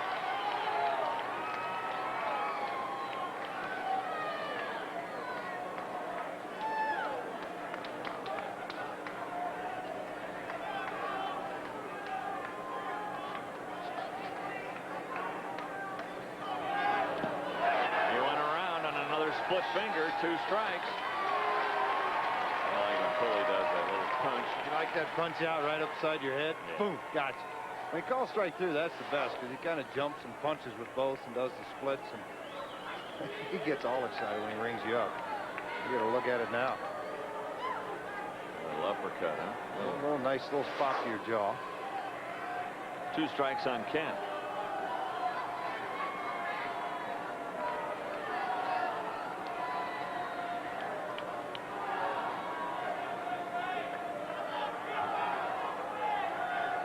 Think he's throwing a split or a slider? You make the call. It's out of the strike zone. Peter. Now he's got him set up for another split. Think it's a split or a slider? Split. Split? Is in banana split or is in split finger? Split finger. Oh, okay.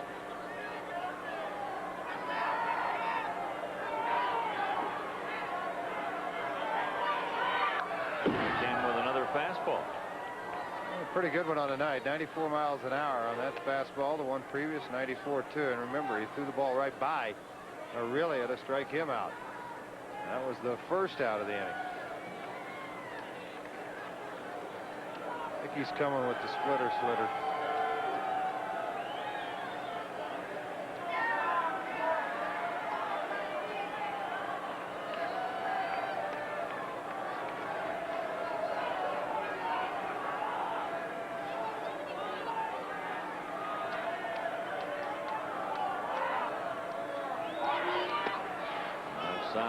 That was the slider. Now 2-2.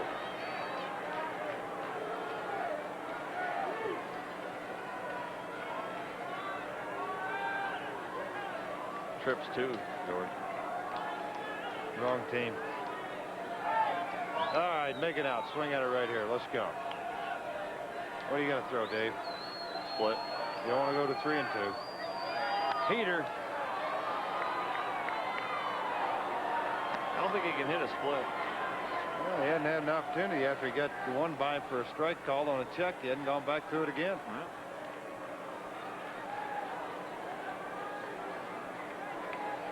Strip matter out to say, hey Dave, let's throw that nice split right here.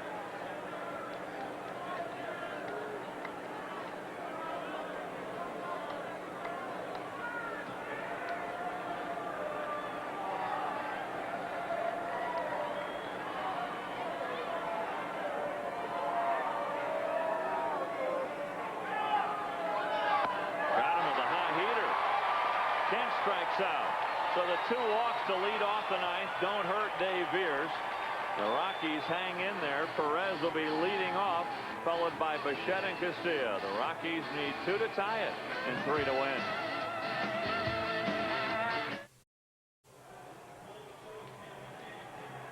Giants leading the Rockies 8-6. Rob Nen coming in to try to close the deal. If the Giants win, they'll be in a tie for the wild card with the Mets and the Cubs. Oh, you talk about Mr. Dependability. This is it. Rob Nen, closer last year for the Florida Marlins, acquired by San Francisco. There's no guesswork here. It's fastball, split finger, and occasional slider, but a very deceptive delivery on the mound. He'll drag that left foot or the lead foot. And look at this. Entering the 9th, 39 saves, 76 appearances, 110 strikeouts. Right-handers $127, left-handers $230 off of Nen.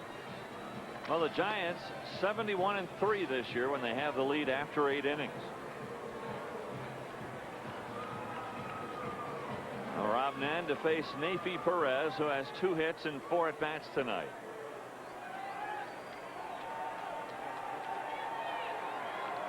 One guy gets aboard, one swing of the bat by the next man up. We'll tie it up. Well, Perez trying to get aboard any way he can.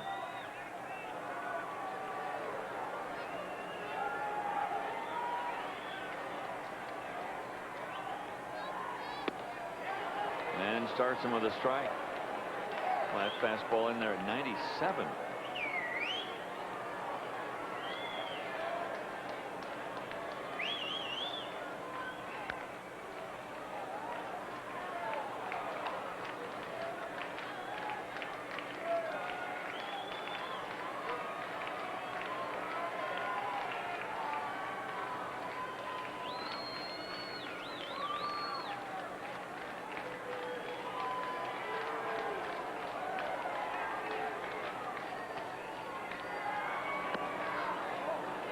Missed outside.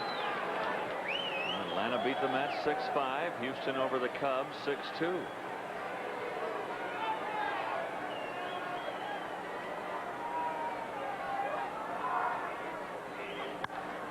Ground ball. Kent's got this one. 1 out. Perez hit it hard, but Kent over to make the play. Well, it's up to Nefi Perez to try to get on base and get the tying run to the plate, but now Dante Bichette will change his frame of mind, and then as he approaches this at bat against Rob Nen, now you start to think, I'm going to hit the ball out of the ballpark versus just trying to get on base. You got Castilla on deck, and then help.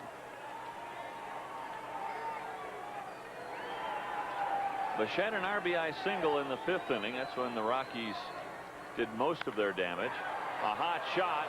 Aurelia in self-defense makes the play. That ball was scorched, but right at Aurelia. Yeah, how do you hit a ball any harder? Man, that ball's a one-hop line drive right at Aurelia.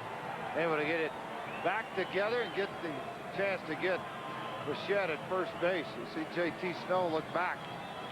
He can't believe he even caught it. Yeah, right on the palm of the hand at about 130 miles an hour. Well, the Rockies down to their final swing, 2 out in the 9th, and Vinny Castilla the batter. And you knew he wasn't going to see a first pitch fastball. No, not from this guy.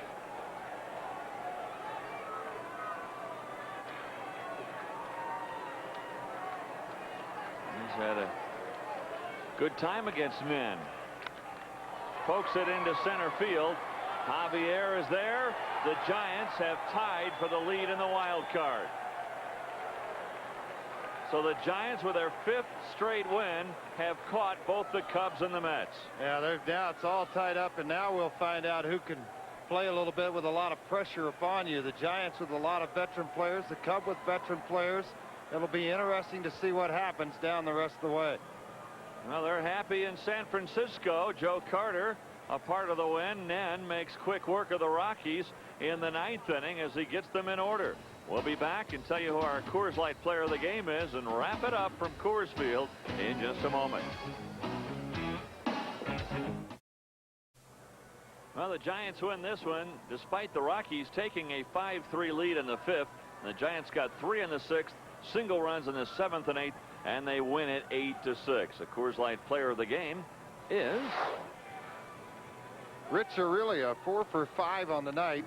4 singles, 2 runs scored, and made some nice plays in the field to help the Giants close out the Rockies tonight as they win at 8-6. And again, Dave, it'll be great to see how much pressure is abounding tomorrow as they come to the ballpark and they have to play here. Kyle on a roll has pitched very well. The Cubs are in in Houston playing the Astros, and now all of a sudden now you've got the Mets playing in Atlanta. It's gonna be fun the next 2 days. No question about it. And maybe a 1 or perhaps 2 game playoff looming large. Maybe all 3 teams will tie by the end of the regular season. Well, they were dancing for a while, but then it became a giant slugfest, and they win it 8-6. Be sure to join us Sunday for the final game of the year right here on Denver's WB2.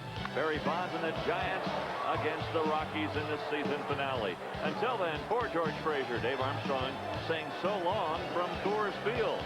You've been watching Rockies baseball on Denver's WB2. Coming up next, it's the news.